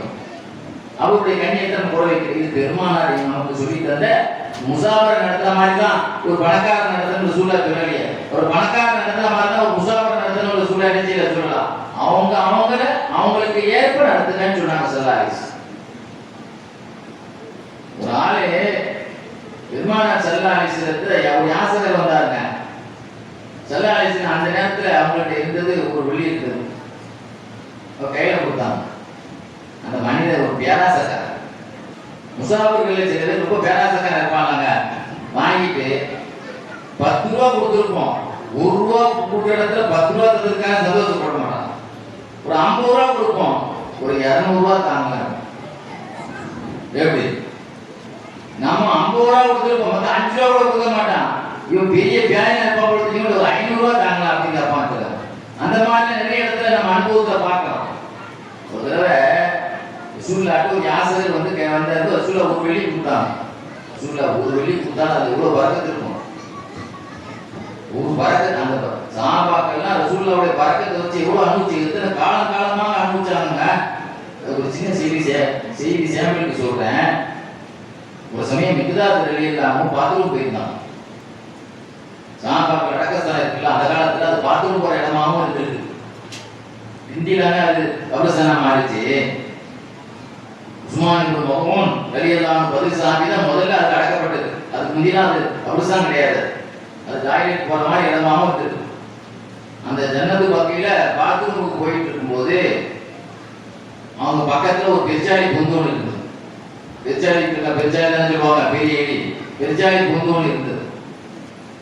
அந்த பெருச்சாளி பொந்துல இருந்து ஒரு பெருச்சாளி உள்ள இருந்து எழுச்சிதுன்னா உள்ள ஏதோ ஒரு புதையல் உள்ள இருந்து ஒரு தங்கத்தை எடுத்து வெளியே போடுச்சு. ரெண்டாவது உள்ள இருந்து ஒரு தங்கத்தை எடுத்து வெளியே போடுச்சு. இப்படியே ஒண்ணா வெளியே போட்டுட்டே இருந்துச்சு. ஒரு 16 காசு விழுந்துச்சு. அதுக்கு பிறகு உள்ள பையையும் ஒரு சின்ன பை அதையும் வெளியே போடுச்சு. அதுக்குள்ள ஒரு காசு இருந்தது. மொத்தம் 17 தங்க காசு. நம்ம ஆள் என்ன செய்வான் தெரியுமா? அந்த பக்கம் இந்த பக்கம் பார்ப்போம், எவனும் பார்க்கவே இல்லை, ஒரே அங்க அமைக்கணும்னு நினைப்பான். யாராவது நம்மளை பார்க்கலான்னா அந்த பக்கம் இந்த பக்கம் திரும்பி பார்த்துட்டு என்ன செய்வோம்? வந்ததே 17 காசு, எவனா பங்கு கேட்டா போறான்னு சொல்லி என்ன செய்வோம்? தூக்கி ஓடிடுவோம். சஹாபாக்கள் என்னைக்குமே அல்லாஹ்வுடைய கணக்கு கொடுக்கணும்னு ஆசைப்படுவாங்க. அல்லாஹ் ரசூலுக்கு தெரியாம ஒரு காசு நம்ம வீட்டில் வரக்கூடாதுன்னு ஆசைப்படுவாங்க. அதுல ஏதாவது பங்கு இருக்கா, அல்ல ஒரு சக்காத்து இருக்கா? ஏன்னா புதையில ஒரு சக்காத்து 5ல் ஒரு பகுதி கொடுக்கணுமா இல்லையாங்க? இஸ்லாத்துல வந்து ஒரு புதையில இருக்கணுங்க, 4 பங்கு தான் நமக்கு, 1 ஒரு பங்கு இஸ்லாத்துக்கு கொடுக்கணும். அதுதான் புதையலுடைய சக்காத்து. பார்த்தாங்க, சரி இதுல சக்காத்து கணக்கு இருக்கான்னு சொல்லி ரசூலுல்லாஹ்ட்ட கொண்டு போய் என்ன செய்யறாங்க, மிக்தார்ல நான் பாத்ரூம் புக் பண்ணேன் யார் ரசூலுல்லாஹ், இந்த மாதிரி ஒரு பெருச்சாடி ஒவ்வொரு தங்கமா போட்டு கடைசியில் 17 காசு வந்துச்சா இருந்துச்சு. ரசூலுல்லாஹ் கேட்டாங்க, நீ கையால தோண்டினியா உன் மேல வந்து உழுந்துச்சான்னு கேட்டாங்க. கையால எல்லாம் தோண்டல, அது புதையலே கிடையாது. நீ உன் மேல உழுது அல்லாஹ் உனக்கு தந்த ரிஸ்க். நீ தோண்டி மம்மட்டி போட்டு தோண்டினா தான் புதையலாம். அதனால உனக்கு இதுல கடமை எதுவும் இல்லை. அல்லாஹ் உனக்கு நீ தக்காத்து கொடுக்கணும்னு ஆசையில வந்ததுனால அல்லாஹ் உனக்கு பரக்கத்து செய்வான்னு சொன்னான். அந்த பரக்கத்து வேற கிடைச்சிச்சு, பெருச்சாலின் மூலமா பரக்கத்து கிடைச்சி போச்சு. ரசூலுல்லாஹ் துஆவிலே பரக்கத்து கிடைச்சி போச்சு. பாருங்க, உங்களை அல்லாஹ் பரக்கத்து செய்வான். ஜகாத் கொடுக்கணும்னு ஆசையோடு வந்தியப்பா, அல்லாஹ் உனக்கு பரக்கத்து செய்வான் சொல்லுவாங்க. அவங்க மனைவி துபா காலமாக அந்த பையில இந்த காசு இருந்துகிட்டே இருந்துச்சு, காலியாகவே செய்யுது. நீங்க 1 லட்ச ரூபான்னா ஒரு நாள்ல காலியா போயிடணும். 2 லட்சம்னா நீங்க கோடிங்கன்னா அதே காலியா போயிடுது சீக்கிரம். ஒரு கல்யாணம் நடத்தினா இத்தனை லட்சங்கள் காலியா போயிருந்தாங்க. அப்பா ஒரு சில்லற காசு. அந்த பரக்கத்துங்கிற வார்த்தை ரசூலுல்லாஹ்வுடைய அதுக்காக சொல்ல வந்தேன். ஒரு விஷயத்துக்கு வாங்க, நான் எது சொல்ல வந்தேன்னா அந்த விஷயத்துக்கு வந்துடணும். என்ன சொல்ல வந்தேன், ஒரு மிஸ்கின் வந்தார் ரசூலுல்லாஹ் வாசல்ல, ஒரு வெள்ளி தான் கொடுத்தாங்க ஸல்லல்லாஹு அலைஹி வஸல்லம். அந்த மனுஷன் சொன்னாரு, அல்லாஹ்வுடைய நபியாக இருந்துட்டு ஒரு காசு தர்றாங்க. ஒரு மாதிரியா ரசூலுல்லாஹ்வை ஒரு இக்கனா வச்சு பேசுறாங்க. என்ன சொல்றான், அல்லாஹ்வுடைய நபியா இருக்காங்க, ஒரு காசு தர்றாங்க, 1 ரூபா தர்றாங்க அப்படின்னு ரசூலுல்லாஹ் சொன்னாங்க. ஏப்பா, ஒரு வெள்ளி தந்தாலும் அது எவ்வளவு பரக்கத்து இருக்கு தெரியுமாப்பா உனக்கு அப்படின்ட்டு சொல்லி அனுப்பிட்டாங்க. இன்னொரு மனிதர் வந்தார், அவருக்கும் ஒரு வெள்ளி தான் கொடுத்தாங்க. அந்த மனிதருடைய மனநிலை பாருங்க, மாஷா அல்லாஹ் அல்ஹம்துலில்லாஹ், அல்லாஹ்வுடைய ரசூல் எவ்வளவு பெரிய பரக்கத்தை தந்துட்டாங்க, ஒரு வெள்ளி தான் கொடுத்துட்டாங்க. அவருடைய மனசை பாருங்க, என்ன சொன்னாங்க, மாஷா அல்லாஹ், ஏதோ 1 லட்ச ரூபாய் கொடுத்த மாதிரி ஒரு சட்டம் அல்லாஹ் ரசூலுல்லாஹ் புகழ்றார். அல்ஹம்துலில்லாஹ், எங்க நபி எவ்வளவு, ஏன்னா அது எவ்வளவு பெரிய பரக்கத்தை நீங்க தந்துட்டாங்க அப்படின்னு ரசூலுல்லாஹி ஸல்லல்லாஹு அலைஹி வஸல்லம் சந்தோஷமாயி போச்சு. இந்த மனுஷனை குஷிப்படுத்தணும்னு சொல்லிட்டு உம்மு சல்மா நான் வீட்டில் போய் 40 வெள்ளி வாங்கி கூட ஒரு 40 வெள்ளி கேட்டு கொடுத்தாங்க. பாத்தீங்களா, மக்கள் தரத்துக்கு ஏற்ப ரசூலுல்லாஹ் கொடுத்துருக்காங்க. பாத்தீங்களாங்க. ஆக இந்த மாதிரி பெருமானார் ஸல்லல்லாஹு அலைஹி வஸல்லம் இருக்காங்களே, இந்த மாதிரி சஹாபாக்கள் ரசூலுல்லாஹ்வுடைய ஒவ்வொரு சுன்னத்தையும் அப்படியே ஃபாலோ பண்ணுவாங்க. இப்னு அப்பாஸ் ரலியல்லாஹு அன்ஹு இருக்காங்களே, இப்னு அப்பாஸ் ரலியல்லாஹு அன்ஹு மக்கள் சேவையில நம்பர் 1ங்க அவங்க. நீங்க மக்கள் சேவை செய்யறதுங்கிறது தான் தேடி தான் பிடிக்கணும். பொது விஷயத்துலாம் நிறைய பேர் செய்ய மாட்டாங்க. அவங்க குடும்ப நிகழ்ச்சி தான் அவங்க நிற்பாங்க. பொது விஷயத்துல பொது வாழ்வில் அர்ப்பணிக்கிறதுங்கிறது அது ரொம்ப ஒரு பாக்கியமான, எல்லாரும் செய்ய மாட்டாங்க. இப்னு அப்பாஸ் ரலியல்லாஹு அன்ஹு ஒரு தர்மம் கேட்டார். தர்மம் கேட்கும்போது இப்னு அப்பாஸ் ரலியல்லாஹு தஆலா அவங்க கேட்டாங்க, அத்தஷ்ஹது, நீ கலிமா சொன்ன முஸ்லிமான்னு கேட்டாங்க. ஆமா, நான் கலிமா சொன்ன ஆளுதான். ரமலான் நோன்பு வைப்பீங்களா நீங்க? ஆமா, நான் ரமலான் நோன்பு வைக்கிறேன். கேட்கிற கடமை உங்களுக்கு இருக்கு, கொடுக்கிற ஹக்கு எங்களுக்கு. கேட்கறது உங்க கடமை, கொடுக்கிறது எங்க கடமை அப்படின்னு சொல்லிட்டு ஒரு வேட்டியை எடுத்து அந்த வேட்டியை கையில கொடுத்தாங்க. கொடுத்துட்டு சொன்னாங்கன்னா, இந்த வேட்டியை நான் ஏன் தரேன்னா ரசூலுல்லாஹ் ஒரு சுன்னத்துக்காக தான் அவங்க வேட்டியை தரேன். ஸல்லல்லாஹு அலைஹி வஸல்லம் சொன்னாங்க, மாமின் முஸ்லிமின் கஸா முஸ்லிமன் சௌபன், எந்த ஒரு முஸ்லிம் ஒரு முஸ்லிமுக்கு ஒரு பொண்ணை ஒரு ட்ரெஸ் போடுறார் என்றால் அவர் ஃபீ ஹிஃப்லில்லாஹ், அல்லாஹ்வுடைய காவலில் இருக்கிறார். அந்த ட்ரெஸ் அந்த ஆள் மேல இருக்கிற வரைக்கும், பழசா போய் ஒரு கையில் அளவுக்கு இருந்தாலும் பரவாயில்ல, அந்த துணி அவர்கிட்ட இருக்கிற வரைக்கும் அவர் யாருடைய காவலில் இருக்கிறார்? யாருடைய காவலில் இருக்கிறார்? அல்லாஹ்வுடைய காவலில் இருக்கிறார். ஒரு ஆளுக்கு நம்ம ட்ரெஸ் கொடுக்கிறது நம்முடைய பாவங்கள் ஃபுல்லா மன்னிக்கப்படுதுங்க. அதனாலதான் நான் கொடுத்தேன், ரசூலுல்லாஹ்வுடைய ஹதீஸ்னாலதான் நான் கொடுத்தேன்னு சொன்னான். இப்னு அப்பாஸ் ரலியல்லாஹு அன்ஹு இருக்காங்க, அவங்கள பத்தி நல்ல விளங்கிங்க. சொல்லுவாங்க, ஒரு ஆளு அவங்கள திட்டி போட்டார். திட்டும்போது சொன்னாங்களாம், என்னையாப்பா திட்ட, என்கிட்ட நல்ல பழக்கம் 3 பழக்கம் இருக்குப்பா, நீ என்ன போய் விமர்சனம் கெட்டவன்னு சொல்றியே, எனக்கு 3 நல்ல பழக்கம் இருக்குப்பா. எனக்கு ஆடுகள்லாம் கிடையாது, ஆனா மழை பெஞ்சா நான் ரொம்ப சந்தோஷப்படுவேன், என்ன விவசாயிகள் நல்லா இருக்கட்டுமே. ஆனா எனக்கு விவசாய நிலமோ ஆட்டு மந்தைகளோ கிடையாது, ஆனால் மழை பெஞ்சா நம்ம சந்தோஷப்படுற முதல் நாளாக இருப்பேன், விவசாயிகள் நல்லா இருக்கட்டுமே. அந்த அளவு நான் பொதுநல பாதிப்பா. அதே மாதிரி ஒரு கோர்ட்ல ஒரு நீதிபதியினுடைய வழக்கு தீர்ப்பை நான் கேட்டா நான் நினைப்பேன், மறந்து கூட கோர்ட் வாசலுக்கு எவன்ட்டு பிரச்சனையை கோர்ட் வாசல் அலையக்கூடாதுன்னு நான் ஆசைப்படுவேன். இன்னைக்கு நம்மளால கோர்ட்ல பார்த்துருக்கோம், கோர்ட்ல பார்த்துருக்கோம். நம்ம என்ன சொல்லலாம், எழுத்தெடுப்புல அண்ணன் நினைச்சு பிரச்சனை இருக்குமா, கோர்ட்ல வாங்க, வக்கீல் திட்டிட்டு இருக்கான் சோத. பாருங்க, ஒரு நீதிபதியினுடைய தீர்ப்பை நான் கேட்கும் போது மனசுல நினைப்பேன், எந்த காலத்தை முன்னிட்டு நம்ம என்ன செய்யக்கூடாது, நீதிமன்ற வாசலையே யார் வழக்கையும் எந்த சண்டையை போட்டு போயிடக்கூடாதுன்னு நான் நினைக்கக்கூடியவன். நான் என்னையா நீங்க தப்பா பேசுறீங்க, குர்ஆனுடைய ஒரு சட்டத்தை, குர்ஆனுடைய ஒரு ஆயத்தினுடைய விளக்கத்தை நான் தெரிந்தால் மற்றவங்களுக்கும் அதை தெரிய வைக்கணும்னு ஆசைப்படுவேன். என்ன பையா நீ திட்டுறேன்னு சொன்னாங்க, லாஜிக் வேண்டாமா? இந்த மாதிரி பொதுநலவாதியாக இருந்தவர்கள் இப்னு அப்பாஸ் ரலியல்லாஹு அன்ஹு பின்னால கண்ணு தெரியாம ஆயிடுச்சுங்க. திடீர்னு கண் தெரியாம ஆயிடுச்சு. ஒரு டாக்டர்கிட்ட போய் காட்டினான், ஒரு வைத்தியத்தை போய், கண் டாக்டர்கிட்ட நீ கைக்கமா இல்லையா, அது மாதிரி ஒரு வைத்தியத்தை போய் கண்ணை காட்டினான்.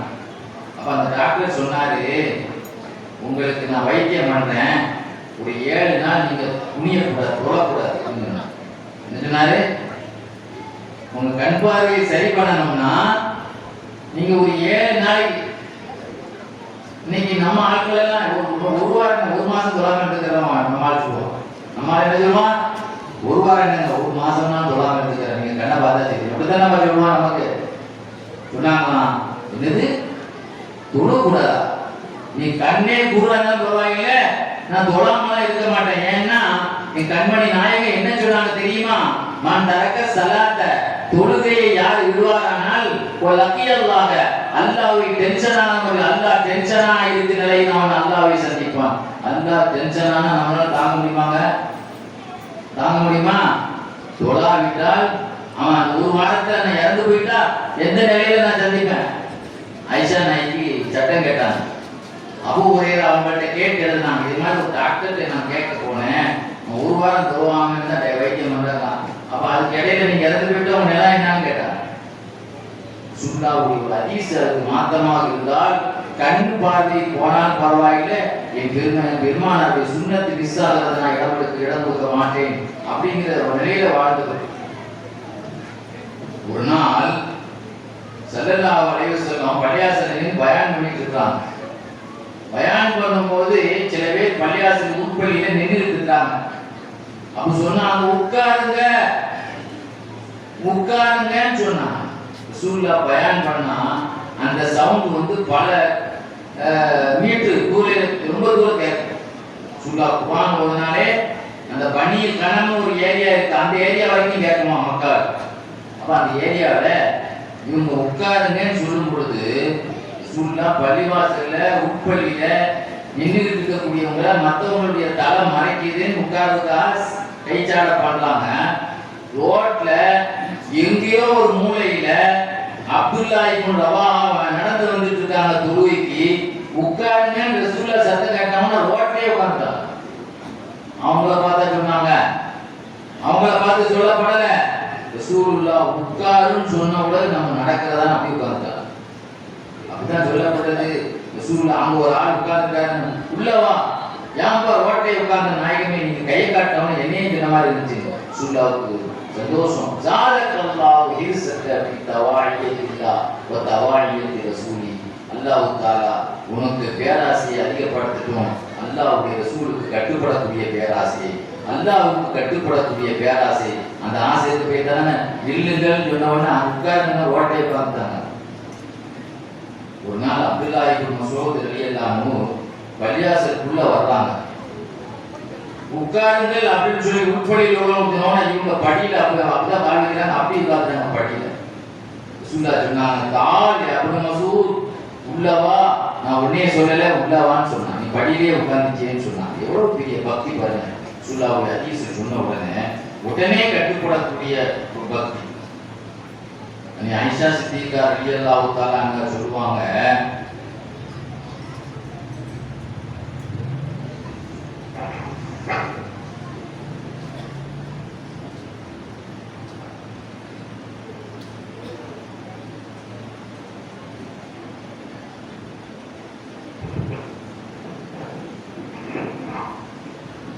அப்துல்லா இப்னு உமர் ரலியல்லாஹு அன்ஹு அவர்கள மாதிரி நான் ஒரு ஆளை பார்த்ததே கிடையாது. ஒரு ஆச்சரியமான மனிதர். எந்த அளவு ஆச்சரியமான மனிதர் என்றால், பெருமானாருடைய தடயங்களை, கால் தடயங்கள் எங்கெங்க ரசூலுல்லாஹ்வுடைய கால் பட்டது என்பதை கூட நோட்டமிட்டு அந்த பாதத்தில் நாம் பாதம் பட வேண்டும் என்பதற்காக ரசூலுல்லாஹ்வுடைய வழிமுறைகளை, அடிச்சுவடுகளை பின்பற்றுவதில் அப்துல்லா இப்னு உமரை போலவே யாரையுமே பார்க்கல. இந்த அளவு சொன்னா மக்காவுக்கு வருவாங்களாம். ரசூலுல்லாஹ் எங்க தங்கிட்டாங்களோ அந்த இடத்தை தேடி பிடிச்சி அங்கதான் தங்குவாங்க. திடீர்னு வர்ற வழியில உடைய மாணவர்கள் சொல்லுவாங்க, திடீர்னு வருவாங்க, ஒரு மரத்துக்கு கீழே மக்காவுக்கும் மதீனாவுக்கும் இடையில ஒரு மரத்தடியில போய் படுத்து கிடப்பாங்க.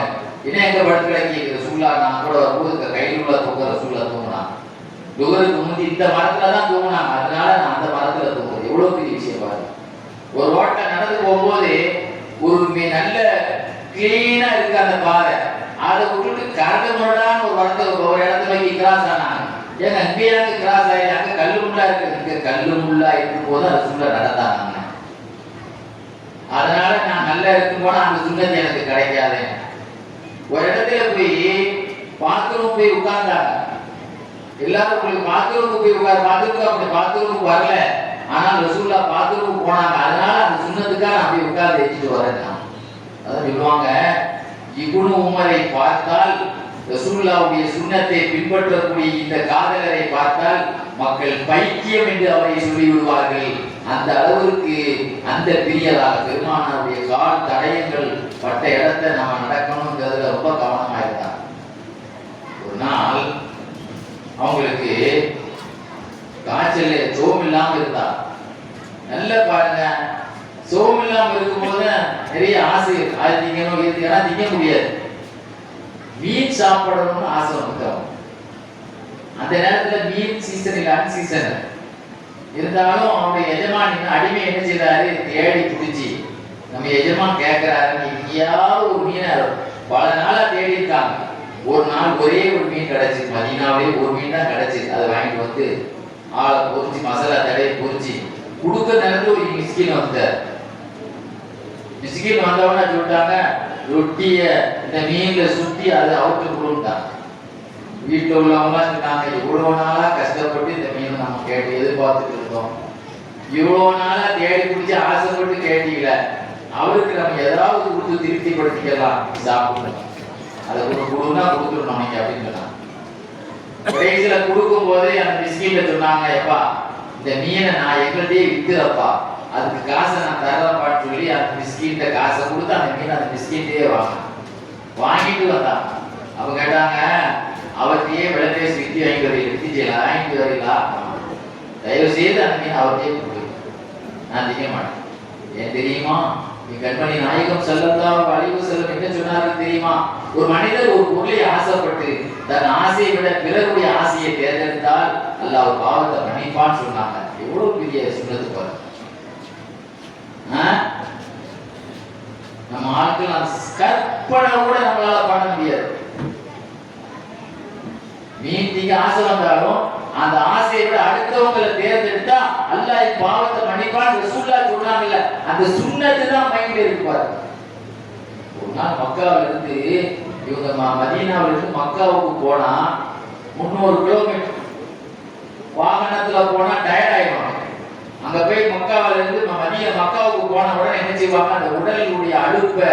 இந்த சோர்வை கொஞ்சம் போக்குறதுக்காக ஒரு வாக்கிங் மாதிரி ஒரு கழுதையில ஏறி போவான்.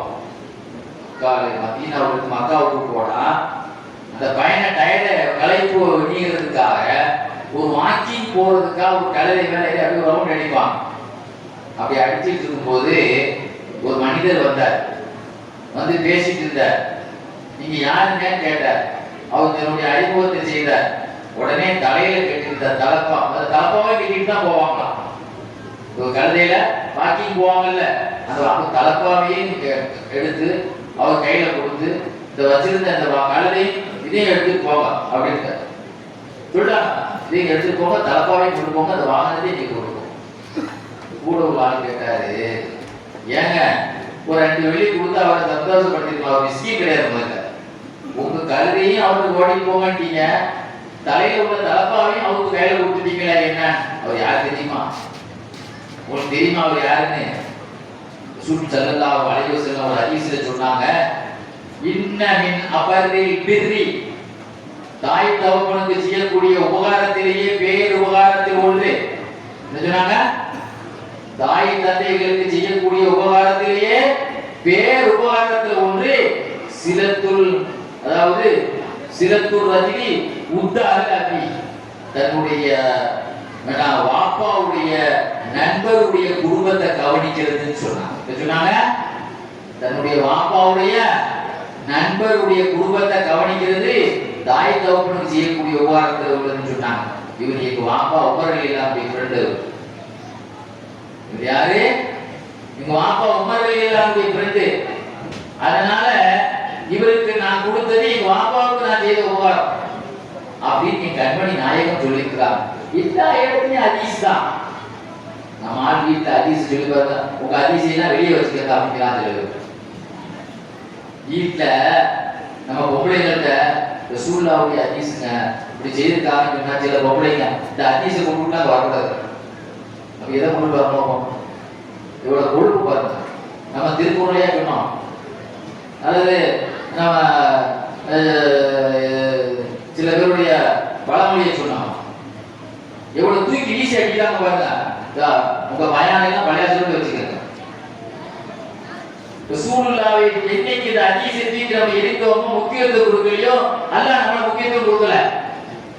பாருங்க, சஹாபாக்கள் வாழ்க்கை மணந்தது ரசூலுல்லாஹ்வுடைய ஹதீஸை தன் வாழ்வில் கொண்டு வந்ததால தான் அல்லாஹ். நல்ல பாருங்க, ரசூல் ஸல்லல்லாஹு அலைஹி வஸல்லம் வந்து என்ன சொன்னாங்க? இன்னைக்கு நீங்க கஷ்டப்படுறீங்க, ஆனா ஒரு காலத்துல ஒவ்வொரு நாட்டுக்கு அதிபராக நீங்க இருப்பீங்க. ஆனாங்க இல்லையா சஹாபாக்கள்? எல்லா நாட்டுடைய அதிபராக தானே சஹாபாக்கள் இருந்தாங்க. அப்படி ஆவீங்க, இந்த பூமியினுடைய அத்தனை நாட்டு சாவியும் கையில கொடுத்துட்டா அல்லாஹ் அப்படின்னு சொல்லி சக்கராத்து கால படியா மிம்பர்ல இருந்து பேசுறாங்களா இல்லையா? இன்னி ஊதிக்கு மபாத்திய கசாயின் ஆகு, எல்லா நாட்டினுடைய சாவியும் அல்லாஹ் எனக்கு தந்துட்டா எல்லாரும் சிரிச்சா எதிரி உட்கார்றதுக்கு சோறு இல்ல, உலக நாட்டு சாவியெல்லாம் கையில இருக்குங்க. அந்த நாட்டினுடைய உலகத்தில் உள்ள எல்லா சஹாபாக்களும் அதிபர்களாகத்தான் மரணித்தார், பெரும்பாலும் மினிஸ்டர்களாக. நல்ல அள்ளி கொடுத்தானே இல்லையா? சொல்வார்கள் அலிலானு, ஒரு நாளைக்கு வயிற்றுல கல்ல, சோத்துக்கு வழி இல்லாம வயிற்றுல கல்ல கட்டினேன், ஆனா ஒரு நாளைக்கு அல்ல இன்னைக்கு வருமானமே 40,000 தங்க காசு அல்ல இன்னைக்கு தந்துட்டு இருக்காங்க. ஒரு காலத்துல நான் சோத்துக்கு வழி இல்லாம வயிற்றுல கல்ல கட்டினேன், இன்னைக்கு கலெக்ஷன் வருமானம் எவ்வளவு? ஒரு நாளைக்கு 40,000 தங்க காசுகள் அல்ல எனக்கு தந்துட்டு இருக்கான். என்னுடைய பிந்திய வாழ்வு பெரிய பிரபா பாதிஷாவாக அல்ல என்னை ஆக்கிட்டான்னு சொல்லுவான். அருமையானவர்களே, இப்னு உமர் ரலியல்லாஹு அன்ஹுடைய இந்த நிகழ்ச்சி மட்டுமில்லை, இப்படி ஒவ்வொரு சஹாபியுடைய விஷயத்தை பாருங்க. இப்னு அப்பாஸ் ரலியல்லாஹு ஒரு நாள் பள்ளிவாசல்ல ஈத்திகாஃப் உட்கார்ந்துட்டாங்க. ஈத்திகாஃப் உட்கார்ந்து இருக்கும்போது ஒரு மனிதர் உள்ள வந்தார். அப்படியே கவலையான முகத்தோடு வந்தார். நண்பரை, என்ன கவலையா இருக்கு, என்ன விஷயம்னு சொன்னா, ஒரு ஆள் கடன் கொடுக்கணும், அவர் ரொம்ப மிரட்டுறாருங்க, இந்த காசு இல்ல, அவர் ரொம்ப மிரட்டுறாரு, டார்ச்சர் பண்றாரு, அதனாலதான் கவலையில் இருக்கேன். நான் வந்து பேச்சுவார்த்தை நடத்தட்டா அப்படின்னு கேட்டான். உங்களுக்காக நான் வந்து பேச்சுவார்த்தை நடத்தட்டா அப்படின்னு கேட்டான். சரி, உடனே செருப்பு போட்டு வெளியே கிளம்பலாம். ஈத்திகாஃப் உட்கார்ந்துருக்காங்க, ஈத்திகாஃப்ல உட்கார்ந்துருக்காங்க, ஆனா செருப்பு போட்டு வெளியே கிளம்பலாம். பக்கத்துல ஒரு ஆள் கேட்டாரு, எங்க போறீங்க?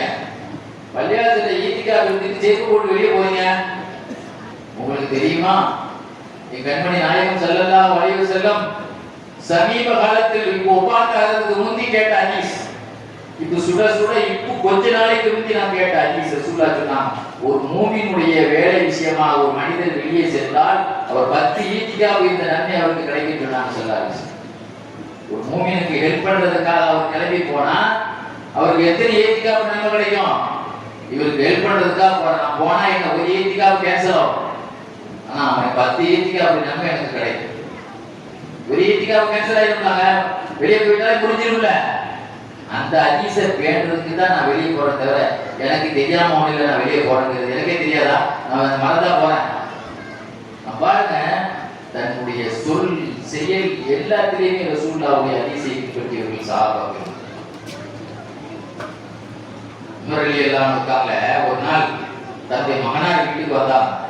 கரெக்டா சாப்பிட்ற நேரம், சாப்பாடு டேபிள்ல உட்கார வச்சா. பாப்பா வந்துட்டாங்களே சொல்லி முக்கியமான இடத்துல உட்கார வச்சா. சால்னா ஊத்தப்பட்டது. சால்னா ஊத்தும் போது உமர் கேட்டாங்க, கறிலாம் வந்து எலும்பு தோளுமா இருக்கு, இது இருக்கக்கூடிய கொழுப்பு வந்து கறியோடு சேர்ந்த மாதிரி தெரியலையேன்னு சொன்னாங்க. என்ன சொன்னாங்க? இந்த சால்னால உள்ள கொழுப்பு எதுல கறி உள்ள கொழுப்பு மாதிரி தெரியலையே, அது ஒரு சம்மந்தம் இல்லாத கொழுப்பு மாதிரி தெரியல.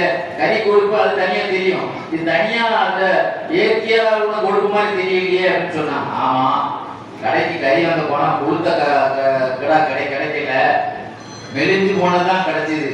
அதனால நெய்யை வாங்கி வந்து அதில் கொழுப்பாக்கி அந்த நெய்யை கலந்துருக்கிறாங்க. அப்படியா? ரசூல் ஸல்லல்லாஹு அலைஹி வஸல்லத்தினுடைய சாப்பாட்டுல 2 சால்னா இருந்தது கிடையாது. ரசூலுல்லாஹ்வுடைய சாப்பாட்டுல எத்தனை சால்னா இருந்தது கிடையாது. நெய்னா ஒரு சால்னாவுக்கு பயன்படுத்துவாங்க, தனியாட்டி ரொட்டி. இந்த சால்னாவோடு சேர்த்துக்க 1-2 சால்னா ஒன்று சேரும் போது 1 தர்மம் கொடுப்பாங்க ரசூலுல்லாஹ். நான் சாப்பிட மாட்டேன்டா. என்னன்னா, பாப்பா இனிமேல் நான் தர்மம் கொடுத்துக்கிறேன், சாப்பிடவே மாட்டேன். 2 சால்னா இன்னைக்கு வச்சிருக்கியோ, 1 தர்மம் கொடுக்காம நான் சாப்பிட மாட்டேன்னு சொன்னாங்க. எவ்வளவு பெரிய பக்தி பரவசமான சஹாபாக்கள். நம்மெல்லாம் பல முறை கேட்டு சலிச்சு புளிச்சு போன விஷயம். அனஸ் ரலியல்லாஹு சொல்லுவாங்க, ரசூலுல்லாஹ் டைலர் சாப்பாடு கொடுத்தாரு, விருந்துக்கு கூப்பிட்டுருந்தாரு. அந்த கையில சுரைக்காய் போட்டிருந்தாரு. ரசூலுல்லாஹ் அப்படியே தேடிட்டே இருந்தாங்க சுரைக்காவை. அன்னையிலிருந்து நான் சுரைக்காவை பிடிக்க கூட ஆரம்பிச்சிட்டேன்னு சொல்லுவாங்களா இல்லையா அனஸ் ரலியல்லாஹு. ஒரு நாள் பள்ளிவாசலுக்கு தொலை போனாங்க அனஸ் ரலியல்லாஹு. அல்லாஹு அக்பர் அல்லாஹு அக்பர் பாங்கு சொல்ல சத்தம் கேட்டுச்சு. உடனே ஸ்டெப் அப்படி மெதுவா நடக்க ஆரம்பிச்சாங்க. எறும்பு கூட நடந்தா கூட அது முந்தியில் போல தெரியுது, அதை விட ஸ்லோவா நடக்க ஆரம்பிச்சாங்க. கேட்டாங்க, தன்னுடைய மாணவர்கிட்ட சொன்னாங்க, சாபித்துல் குனானி, நான் ஏன் இப்படி மெதுவா நடக்கிறேன் தெரியுமா? எட்டா மெதுவா எதுக்கு நடக்கிறேன் தெரியுமா? பள்ளிவாசல் வரைக்கும் இப்படியே திருடுதான். இப்படி ஏன் நடக்கிறேன்னா, ஸல்லல்லாஹு அலைஹி வஸல்லம் கூட ஒரு தடவை நடந்து போனேன். அப்போ இதே மாதிரி ரசூலுல்லாஹ் மெதுவா நடந்தாங்க. அப்படி என்ன பார்த்து கேட்டாங்க, நான் எதுக்கு நடக்கிறேன் தெரியுமா அப்படின்னு என்ன பார்த்து கேட்டாங்க ரசூலுல்லாஹ். 8னுடைய எண்ணிக்கை கூட இருக்கட்டும் என்பதற்காக. பள்ளிவாசலுடைய எண்ணிக்கை ஒவ்வொரு 8க்கும் அல்லாட்ட நன்மை இருக்கலாங்க. அதனால மெதுவா போனா நிறைய 8 இருக்குமா இல்லையா, அதுக்காகத்தான் அனசே நான் போறேன் ரசூலுல்லாஹ் கிட்ட சொன்னாங்க. அதனாலதான் நான் போறேன். இன்னைக்கு நம்ம வீட்டுல இருந்து வண்டியை ஸ்டார்ட் பண்ணா நேரம் பறந்து போய் நேரம் என்ன செய்யணும், பள்ளியாசலுக்கு போயிடும். 8க்கே வேலை இல்லை. ஒரு நாள் சோம் இல்லாம இருந்தாங்க அனஸ் ரலியல்லாஹு. சோம் குறைவா இருக்கிறாங்க, அவங்கள பார்க்கறதுக்காக சில பேர் வந்திருந்தாங்க. சொன்னாங்க தன்னுடைய வீட்டார்கிட்ட, இவர்களுக்கு ரொட்டி துண்டு கொடுங்கள். சோமில ஒரு ஆள் பார்க்க வந்தா அவங்களுக்கு ஆலிஸ் எல்லாம் அடிச்சு கொடுக்குறமா இல்லையா? நம்ம சோமில ஒரு ஆள் பார்க்க வந்தா அவங்களுக்கு தான் ஆலிஸ் டீ போட்டு கொடுக்குறமா இல்லையா? அது மாதிரி சொல்றாங்க. தன்னுடைய வீட்டார்கிட்ட சொன்னாங்க, என்னை பார்க்க வந்தவங்களுக்கு ரொட்டி துண்டு கொடுங்கள். ஏனென்றால் பெருமானார் ஸல்லல்லாஹு அலைஹி வஸல்லம் சொன்னார்கள், நற்குணம் சொர்க்கத்தின் அமல் அப்படின்னு சொன்னாங்க. வந்தவங்களை கவனிக்கிறது நல்ல குணம். அந்த நல்ல குணம் எதனுடைய அமல்? சொர்க்க அமல்னு சொன்னாங்க. வந்தவங்களுக்கு ரொட்டி துண்டு கொடுங்க, என்னை பார்க்க வந்திருக்கிறாங்கன்னு சொன்னாங்க. இந்த மாதிரி ஒவ்வொரு கட்டத்திலும் சஹாபாக்களுடைய வாழ்க்கையை பார்த்தீங்கன்னு சொன்னா நம்மளால புல்லரிக்க வைக்கும்.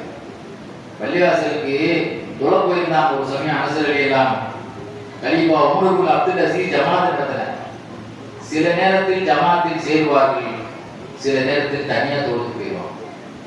கூப்பிட்டு உமர் அப்துல் அசீஸ் கேட்டாரு, என்னங்க நீங்க திடீர்னு ஜமாத்துல சேர்ந்தீங்க, திடீர்னு தனியா போயிருக்கீங்க, உங்க தொழுகையை நான் பார்ப்பேன், பெருமானார் தொழுத மாதிரி இருக்கு தெரிஞ்சா தொழுவேன், அது ஏதாவது ஒரு சின்ன மாத்தமா நீங்க தொழுவீங்கன்னா அன்னைக்கு கேன்சல் பண்ணி தனியா தொழுது போடுவீங்க.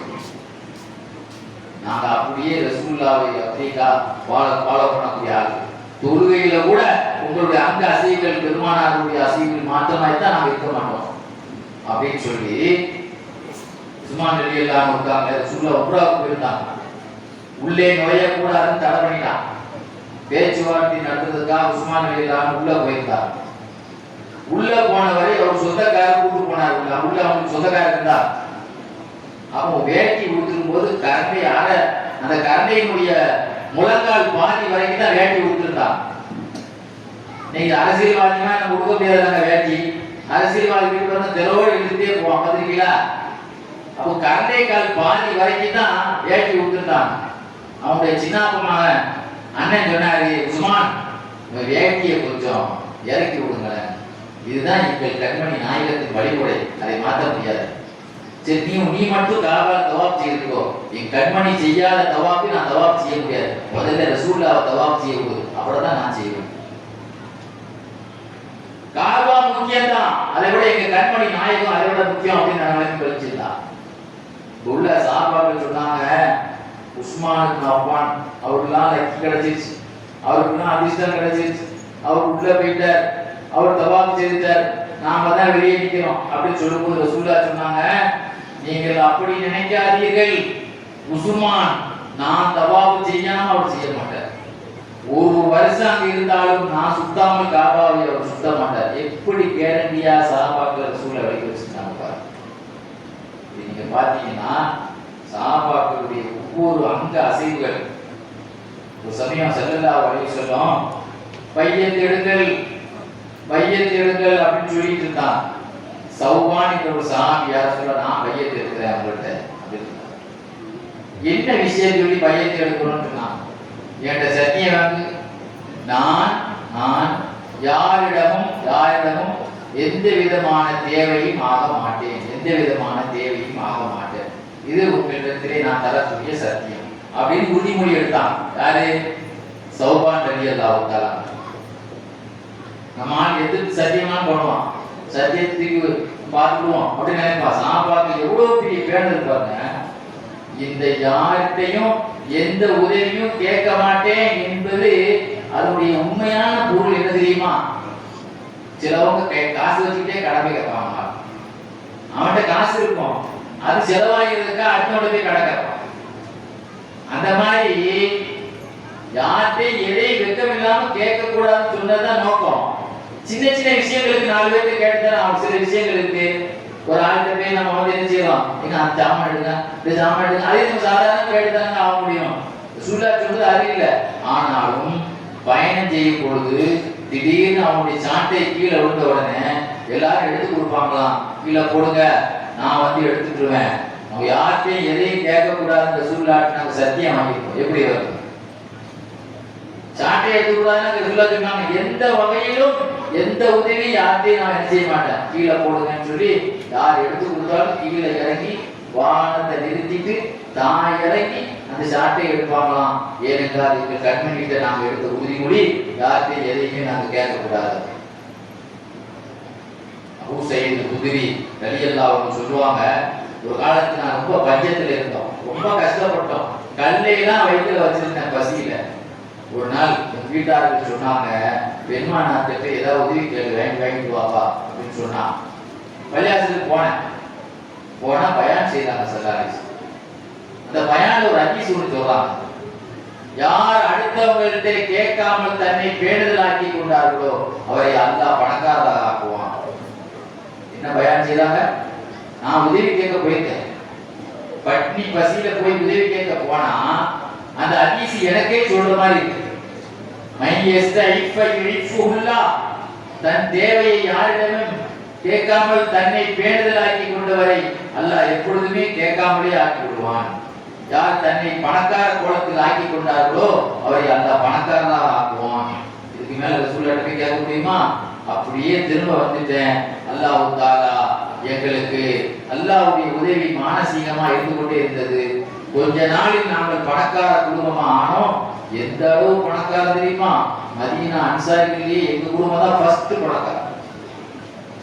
ரசூலுல்லாஹ்வுடைய ஹதீஸை அப்படியே பின்பற்றிய காரணத்தினால் அவர்கள் வாழ்க்கையிலே இப்படிப்பட்ட ஒரு ஹதீஸ். உஸ்மான் ரலியல்லாஹு அன்ஹு ஆட்சி காலத்துல அப்துல்லா இப்னு மஸ்ஊத் ரலியல்லாஹு அன்ஹு சோமில்லாம இருந்தான். சீரியஸா சக்கராத் காலுடைய அந்த மரண நோய், அந்த நோயிலேயே ஒபாதாயிட்டாங்க. பெரிய சட்ட மேலையிலாங்க அவங்கள பார்க்கறதுக்காக உஸ்மான் ரலியல்லாஹு அன்ஹு போயிருந்தாங்க. போய் சொன்னாங்க, உங்களுக்கு ஏதாவது கவலை இருக்கா அப்படின்னு கேட்டாங்க. ஆமா. அவங்க நினைச்சாங்க, எனக்கு பொம்பளை பிள்ளைலாம் இருக்கு, உங்க கல்யாணமே ஆகல, எனக்கு கவலையா இருக்கு அப்படின்னு சொல்லுவாங்கன்னு பார்த்தாங்க. ஆனா இவங்க என்ன சொன்னாங்க, கவலை இருக்கு. எது கவலை? என் பாவத்தை நினைச்சு கவலையா இருக்குங்க. பேச்ச மாத்தி சொல்லுங்க. சரி, உங்களுக்கு ஏதாவது ஆசை இருக்கா அப்படின்னு கேட்டாங்க. அவங்க என்ன நினைச்சாங்க, என் பிள்ளைகள்லாம் கல்யாணம் முடிச்சு பார்க்கணும் ஆசை அப்படின்னு சொல்லுவாங்கன்னு பார்த்தாங்க. அல்லாஹ்வுடைய ரஹ்மத்தை பத்தி எனக்கு ஆசை இருக்கு. இதான் சரி, நான் உங்களுக்கு ஏதாவது ஹெல்ப் பண்றேன், காசு கொண்டு வந்திருக்கிறேன், பணம் முடிக்க கொண்டு வந்திருக்கிறேன், உங்களுக்கு பின்னால உங்களுக்கு உதவும், பிள்ளைகளுக்கு உதவும். அதெல்லாம் எனக்கு வேண்டாம். ஏங்க வேண்டாங்க? என் பிள்ளைகளுக்கு உதவுங்க. என் பிள்ளைகளுக்கு நீங்க வறுமையா பயப்படுறீங்க? என் பிள்ளைகளுக்கு நீங்க வறுமையா பயப்படுறீங்களா? பெருமானார் ஸல்லல்லாஹு அலைஹி வஸல்லம் அவர்கள் சொல்ல நான் கேட்டிருக்கிறேன். யார் வாக்கியா சூரா நைட் ஓதுவாரானால் அவர்கள் வாழ்வில் வறுமை நுழையாதுன்னு சொன்னாங்க. என் பிள்ளைகளுக்கெல்லாம் நான் பாடம் படிச்சு கொடுத்துருக்கேன். அந்த ஹதீஸை வாக்கியா சூறாவை கற்றுக் கொடுத்துருக்கிறேன். என் பிள்ளைங்க ஓதிட்டு வர்றாங்க. அல்லாஹ் அதில் பரக்கத்தை கொடுப்பான். அரசாங்கத்துடைய நிதிலாம் எனக்கு தேவையில்லைன்னா சொல்லுவாங்க. உஸ்மான் ரலியல்லாஹு அன்ஹு பிற்காலத்திலே அவங்க பிள்ளைகளை நான் வாழ்க்கையை பார்த்தேன், ரொம்ப சிறப்பான முறையில் திருமணம் முடிக்கப்பட்டு வாழ்ந்ததை பார்த்தேன்னு சொல்லுவாங்க. பெருமானாருடைய அந்த ஹதீஸின் மீது நம்பிக்கை பற்றிலாம் வாக்கியா ஓதுனா வறுமை ஒழியாது. என் பிள்ளைகளை நான் பட்டதாரி ஆக்கினா இல்லையோ, வாக்கியாவுடைய அமல் செய்யக்கூடியவங்களை ஆக்கியிருக்கிறேன்னு சொன்னாங்களா இல்லையா? இது மாதிரி சஹாபாக்களுடைய வாழ்க்கையில இந்த மாதிரி அசைக்க முடியாத ஒரு வாழ்க்கை. சமயம் ரசூலுல்லாஹ்வுடைய பள்ளிவாசல கொஞ்சம் விரிச்சு கட்டணும்னு ஆசைப்பட்டாங்க. உமர்கள் எல்லாம் பள்ளிவாசல கொஞ்சம் பெருசா கட்டணும், மஸ்ஜிது நபவிய பெருசா கட்டணும்னு ஆசைப்பட்டாங்க. அப்ப பக்கத்துல ஒரு இடம் இருக்கு. யாருக்கு? அப்பாஸ் ரலியல்லாஹு அன்ஹு ஒரு இடம் இருக்கு. அப்ப அப்பாஸ் ரலியல்லாஹு அன்ஹு சொன்னாங்க, இந்த இடத்த நீங்க எனக்கு தந்துருங்க, நான் பள்ளிவாசல கட்டணும், வித்துருங்க, நான் விற்க மாட்டேன். சரி, எனக்கு அன்பளிப்பா தாங்கலாங்க, தர மாட்டேன்னா. சரி, நீங்களாவது பள்ளிவாசல் கட்டி கொடுக்கலாங்க, அதுவும் முடியாதுன்றாங்க. அப்ப அவங்க சொன்னாங்க, அதெல்லாம் முடியாது. ஒன்னும் நீங்க என்கிட்ட அன்பளிப்பா தந்தாகும், அல்லது வித்தாகும், அல்லது கெட்டியாகும். இந்த மூணுல ஏதாவது ஒண்ணா பண்ணி அவன் விட மாட்டேங்க. உடனே அவங்க சொன்னாங்க, நம்ம ரெண்டு பேரும் ஒரு நீதிபதியை மத்தியஸ்தம் பண்றதுக்கு ஒரு ஆளை போய் பார்ப்போம். அந்த நீதிபதி என்ன சொல்றாரோ அதன்படி நம்ம நடப்போம்னு முடிவு பண்ணிட்டாங்க. உபய் இப்னு கஅப் ரலியல்லாஹு அன்ஹு அந்த வழக்கு போச்சு. உபய் இப்னு கஅப் ரலியல்லாஹு அன்ஹு சொன்னாங்க, அப்பாஸ் ரலியல்லாஹு அன்ஹு இடத்துல அவங்க திருப்தி இல்லாம நீங்க வல்கராக நிர்பந்தமாக அந்த இடத்தை நீங்க வாங்கக்கூடாது, முடியாது.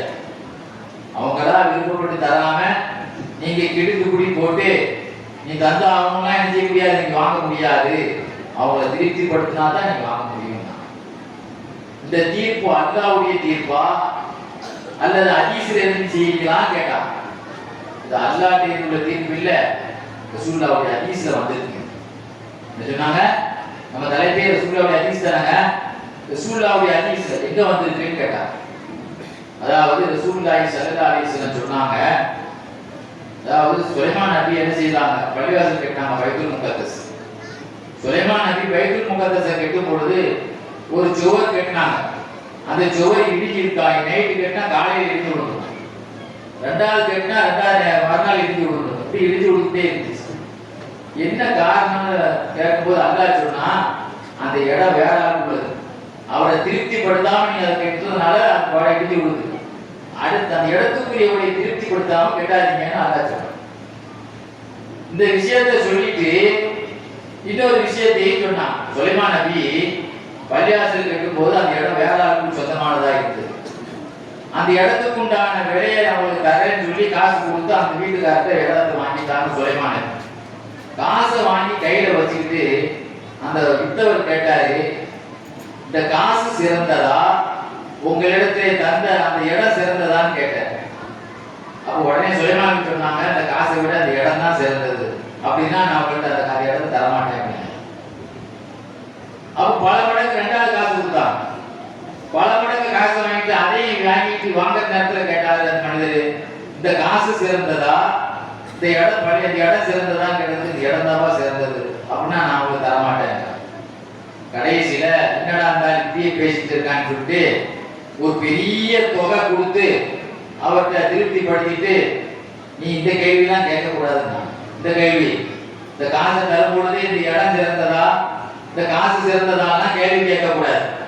எவ்வளவு நான் நீ கேட்டுக்க, ரூல் அமௌண்ட் தந்துடுறேன். கடைசியில ஒரு அமௌண்ட் பிக்ஸ் பண்ணாச்சு. எவ்வளவு? 3 குவியல் தங்கம். எவ்வளவு குவியல் தங்கம்? 3 குவியல் தங்கம். அவ்வளவு தந்தாதான் இந்த இடத்தை தருவேன்னு அவர் சொல்லிட்டார். அப்போ சுலைமான் நபி இவ்வளவு பெரிய காசு எப்படின்னு கேட்கறாங்க அப்படின்னு நினைச்சார். அப்ப அல்லாஹ் சொன்னா, உங்க கையிலே தான் கொடுக்குறீங்க, நீங்க உங்க கையில இருந்து நீங்க கொடுத்தா நீங்க யோசிக்க வேண்டியது. அல்லாஹ்வுடைய பணத்தை கொடுக்கறதுக்கு நீங்க அவரை திருப்திப்படுத்துங்க, அவரை திருப்திப்படுத்துறது அவன் யோகம் அப்படின்னு அல்லாஹ் சொன்னா. இந்த விஷயத்தை எல்லாம் வச்சு சுலைமான் உபயோகம் காப்புகளெல்லாம் என்ன சொன்னாங்க, இவங்களை திருப்திப்படுத்துங்க அப்பாஸ் ரலியல்லாஹு. உடனே இதை கேட்ட அப்பாஸ் ரலியல்லாஹு, பரவாயில்லையே, ஜனாதிபதி தன் பவரை காட்டாமல் நியாயமான முறையில் எனக்கு தீர்ப்பு தந்ததுனால நானே பள்ளியாசலுக்கு இடம் கொடுக்குறேன்னு அப்பாஸ் ரலியல்லாஹு அந்த இடத்தை எழுதி வச்சுட்டான். எதுக்கு சொல்றேன்னா, ஒரு தீர்ப்பு விஷயத்துல கூட சஹாபாக்கள் ரசூல் ஸல்லல்லாஹு அலைஹி வஸல்லம் என்ன சொல்றாங்களோ அதெல்லாம் கேட்கக்கூடியவங்களாக இருந்தாங்க. அருமையானவர்களே, ஒரு நாள் ரபாய் இப்னு ரபீ ரலியல்லாஹு சொல்லுவாங்க, ஒரு போர்க்களத்தில் நான் போயிட்டு வந்துட்டு இருந்தேன். ஒரு போர்க்களத்துல இருந்து நான் வந்துட்டு இருக்கும்போது ரசூலுல்லாஹ் குறுக்க வர்றாங்க. குறுக்க வரும் பொழுது நான் நடந்து வரேன். ஒரு ஒட்டகத்துல 3 பேர் சிட்டு முறையில நான் பயணம் செய்து வந்துட்டு இருக்கோம். ஒரு ஒட்டகத்துல சிட்டு முறையில நீ கொஞ்சம் தூரம் நீ கொஞ்சம் தூரம் சொல்லி சிட்டு முறையில பயணம் செய்து வந்துட்டு இருக்கோம். நான் அது வரைக்கும் பயணம் செய்து நடக்க ஆரம்பிச்சிருக்கேன். அப்பதான் நடக்கிற கீழே இறங்கி நடக்க ஆரம்பிச்சு ரசூலுல்லாஹ் பார்த்தாங்க.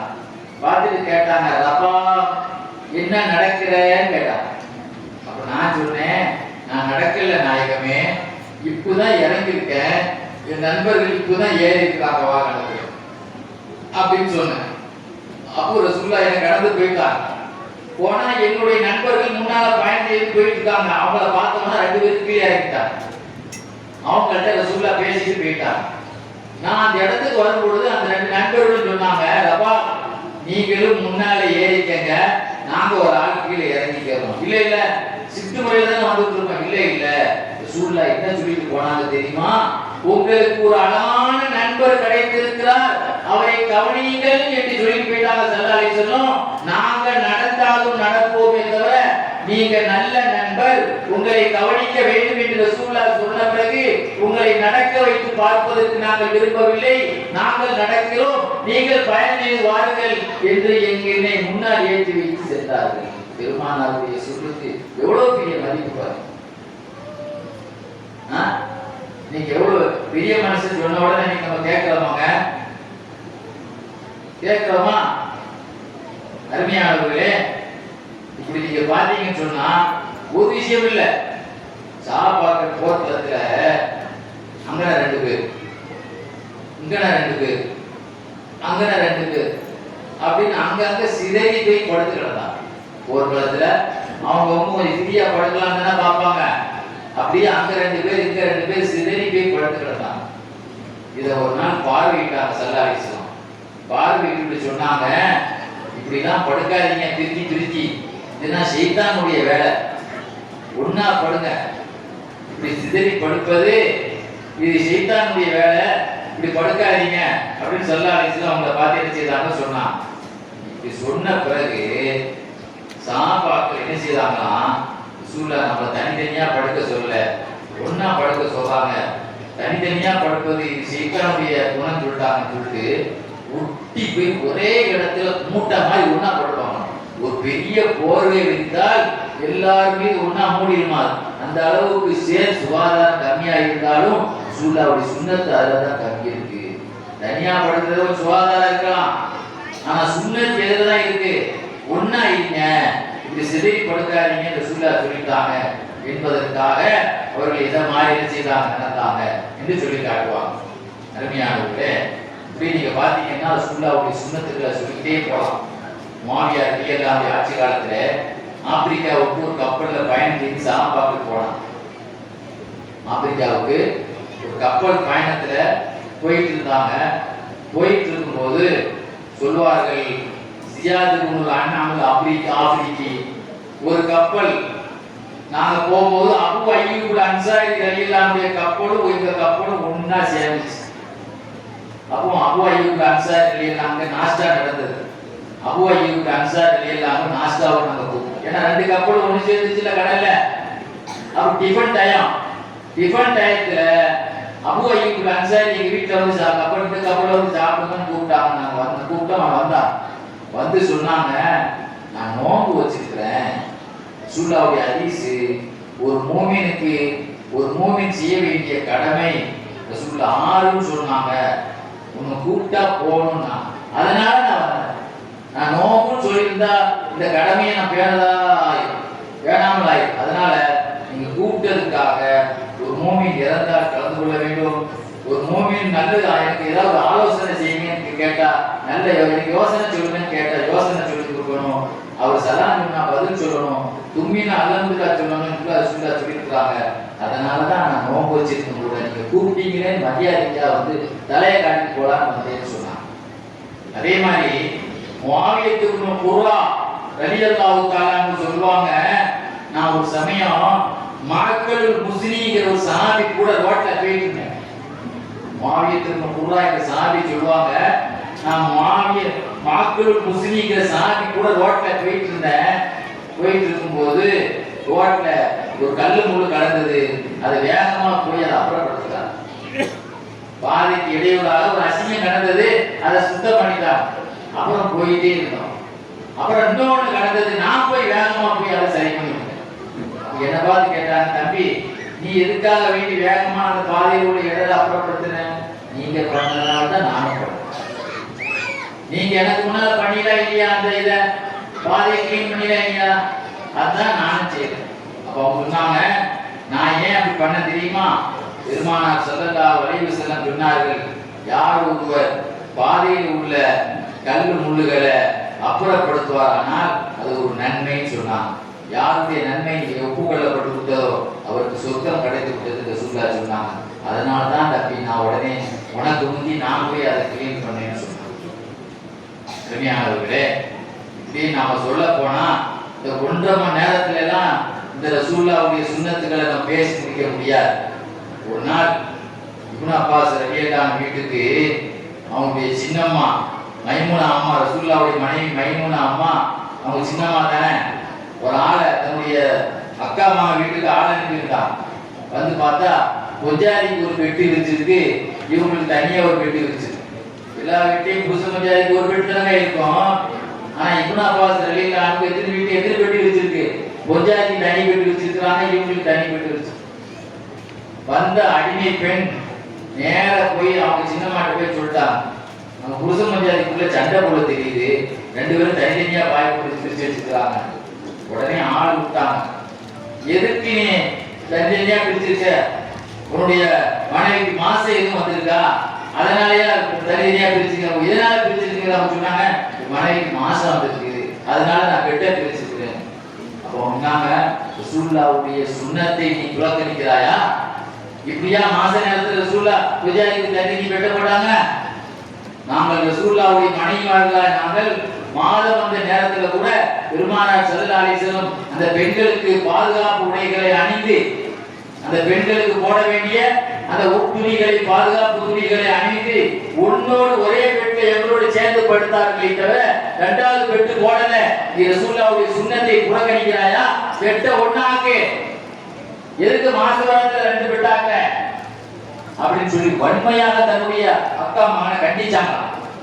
இப்படி பார்க்கிற பொழுது பெருமானார் ஸல்லல்லாஹு அலைஹி வஸல்லத்தினுடைய சுன்னத்தை நீங்கள் பின்பற்றுங்கள், அல்லாஹ் உங்களை பிரியப்படுவான். என்ன சொல்றான்? குல்லின் குந்தும் துஹிப்பூனல்லாஹ, நபியே நீங்கள் சொல்லுங்கள், உங்களுக்கு அல்லாஹ்வின் மீது காதலா, பெருமானார் வழியை பின்பற்றுங்கள். பெருமானாருடைய வழியை பின்பற்றினால் அல்லாஹ் உங்களை நேசிப்பான், அல்லாஹ் நம்மை நேசிப்பானாக. பெருமானார் ஸல்லல்லாஹு அலைஹி வஸல்லம் அவர்களுடைய சுன்னத்துகளை அனைத்திலும், இங்கே பேசப்பட்ட சுன்னத்துகளும் இங்கே பேசப்படாத சுன்னத்துகளும், நம்முடைய வாழ்க்கையிலே கொண்டு வராத அனைத்து சுன்னத்துகளையும் நம்முடைய வாழ்நாள் முழுவதும் ஒரு தடவை கூட மிஸ் ஆகாமல் அமல் செய்யக்கூடிய பாக்கியத்தினை அல்லாஹ் நாம் அனைவர்களுக்கும் நசீபாக்குவானாக. அந்த அமல்களை நம் பெருமானாருக்கு அல்லாஹ் காண்பிப்பானாக. அதன் மூலமாக அவர்களுடைய ஆத்மார்த்தமான அந்த துவாவை, அல்லாஹ்விடத்தில் அவர்கள் கேட்கக்கூடிய துவாவை அல்லாஹ் நமக்கு கபூலாக்கி தந்து புரிவானாக. வாஹிர் தாவானா அனில் ஹம்துலில்லாஹி ரப்பில் ஆலமீன். அஸ்ஸலாமு அலைக்கும் வரஹ்மத்துல்லாஹி வபரகாத்துஹு. அல்ஹம்துலில்லாஹி ரப்பில் ஆலமீன். அல்லாஹும்ம ஸல்லி அலா சய்யிதினா முஹம்மதின் வ அலா ஆலி சய்யிதினா முஹம்மத் ஃபில் குலூபி வ தவாயிகா வ ஆஃபியத்தில் அப்தானி சிவாயிகா வ நூரில் அப்சாரி வ ஹிதாயிகா வ அலா ஆலிஹி வ ஸஹ்பிஹி வ ஸல்லிம். யா அல்லாஹ், எங்கள் பிள்ளைகளை பொறுத்தருவாயாக. யா அல்லாஹ், எங்களுடைய பெற்றோர்கள் பிள்ளையை பொறுத்தருவாயாக. யா அல்லாஹ், எங்கள் குடும்பத்தினுடைய பிள்ளையை பொறுத்தருவாயாக. யா அல்லாஹ், இஸ்லாமியர்களுடைய பிள்ளைகளை பொறுத்தருவாயாக. யா அல்லாஹ், இந்த கிறிஸ்டிய மீலாது சுற்றி யார் நிர்வகித்து வருகிறார்களோ, யார் உதவி செய்து வருகிறார்களோ, அத்தனை பேர்களுடைய பாவங்களை பொறுத்தருவாயாக. யா அல்லாஹ், எங்களுடைய அமல்களை இக்லாஸான அமலாக ஆக்குவாயாக. நல்லா எங்களுடைய உணவுகளை ஹலாலான உணவாக ஆக்குவாயாக. நல்லா எங்களுடைய தர்மங்களை ரகசியமாக ஆக்குவாயாக. எங்களுடைய நாவை கூலோ கவுலன் சதீதா, நேரான சொல்லை சொல்லக்கூடிய சொல்லாக, புறம் பேசாமல், பொய் பேசாமல், மோசமான வார்த்தைகளை, கெட்ட வார்த்தையை பேசாமல், சுத்தமான வார்த்தையை பேசக்கூடிய நசீபினை தந்திர புரிவாயாக. உன்னுடைய திக்ர்களை, உன்னுடைய குர்ஆனை அதிகமான ஓதக்கூடிய நாவாக ஆக்குவாயாக. நல்லா எங்களுடைய உள்ளத்தை கண்மன் நாயகம் ஸல்லல்லாஹு அலைஹி வஸல்லம் சஹாபாக்களுக்கு எப்படி சுத்தப்படுத்தி தன்னுடைய இதயத்தால் ஞானங்களை அறியக்கூடிய இதயமாக ஆக்கியது போல எங்கள் இதயங்களை நீ பரிசுத்தப்படுத்துவாயாக. நல்ல ஆரோக்கியத்தை தருவாயாக, நீண்ட ஆயுளை தருவாயாக. எல்லாம் நீங்கள் நீ திடகாத்திரத்தை தருவாயாக. மருத்துவம் இல்லாமல், மாத்திரைகள் இல்லாமல், இதுபோல் மெடிசன் இல்லாமல் இயற்கையான உதவிலேயே நீங்களை நீண்ட ஆயுள் வாழ வைப்பாயாக. யாரெல்லாம் ஆயுள் முழுவதும் மாத்திரை சாப்பிடக்கூடிய எந்த வியாதியையும் தந்துவிடாது யாரெல்லாம், முழுமையான வியாதியை யாரெல்லாம் தந்துவிடாது யாரெல்லாம், ஒரு சின்ன தலைவலி காய்ச்சியை தவிர வேறு எந்த ஒரு நோய் இல்லாமல் எங்களை நீ பாதுகாப்பாயாக. யாரெல்லாம் பொம்மர்களுடைய ஏழை பொம்மர்களுடைய வாழ்க்கையை நீ நல்ல கணவன்மார்களை ஏற்படுத்துவாயாக. யாரெல்லாம் எந்த விதமான கெட்ட சிந்தனைகளும் அந்த பிள்ளைகள் வராமல் நீ பாதுகாப்பாயாக. யாரெல்லாம் நம்ம அரசாங்கத்தை இஸ்லாத்துக்கு உதவியான அரசாங்கமாக நீ ஆக்கி விடுவாயாக. யாரெல்லாம் வெளிநாட்டில் இருக்கக்கூடிய அத்தனை பேர்களுக்கு உன்னுடைய பாதுகாப்பை தந்து விடுவாயாக. யாரெல்லாம் கர்ப்பமாக இருக்கக்கூடியவர்களுக்கு நல்ல சுகப்பிரசவத்தை, நல்ல பிள்ளைகளை கொடுப்பாயாக. திருமணம் முடித்தவர்களுக்கு சாலியான சந்ததியை கொடுப்பாயாக. நல்ல நீண்ட நாள் குழந்தை எதிர்பார்க்கக்கூடியவர்களுக்கு நல்ல சாலியான குழந்தைகளை பரிசீலிப்பாயாக. யாரெல்லாம் நாங்கள் கேட்கக்கூடிய இந்த துவாவை உன்னுடைய கருணையின் மூலமாக ஏற்றுக்கொள்வாயாக. ஆமீன் ஆமீன். சுப்ஹான ரப்பிக ரப்பில் இஸ்ஸத்தி அம்மா யசிஃபூன் வ ஸலாமுன் அலல் முர்ஸலீன் வல்ஹம்துலில்லாஹி ரப்பில் ஆலமீன். ஸல்லல்லாஹு அலா முஹம்மத் ஸல்லல்லாஹு அலைஹி வஸல்லம் ஸல்லல்லாஹு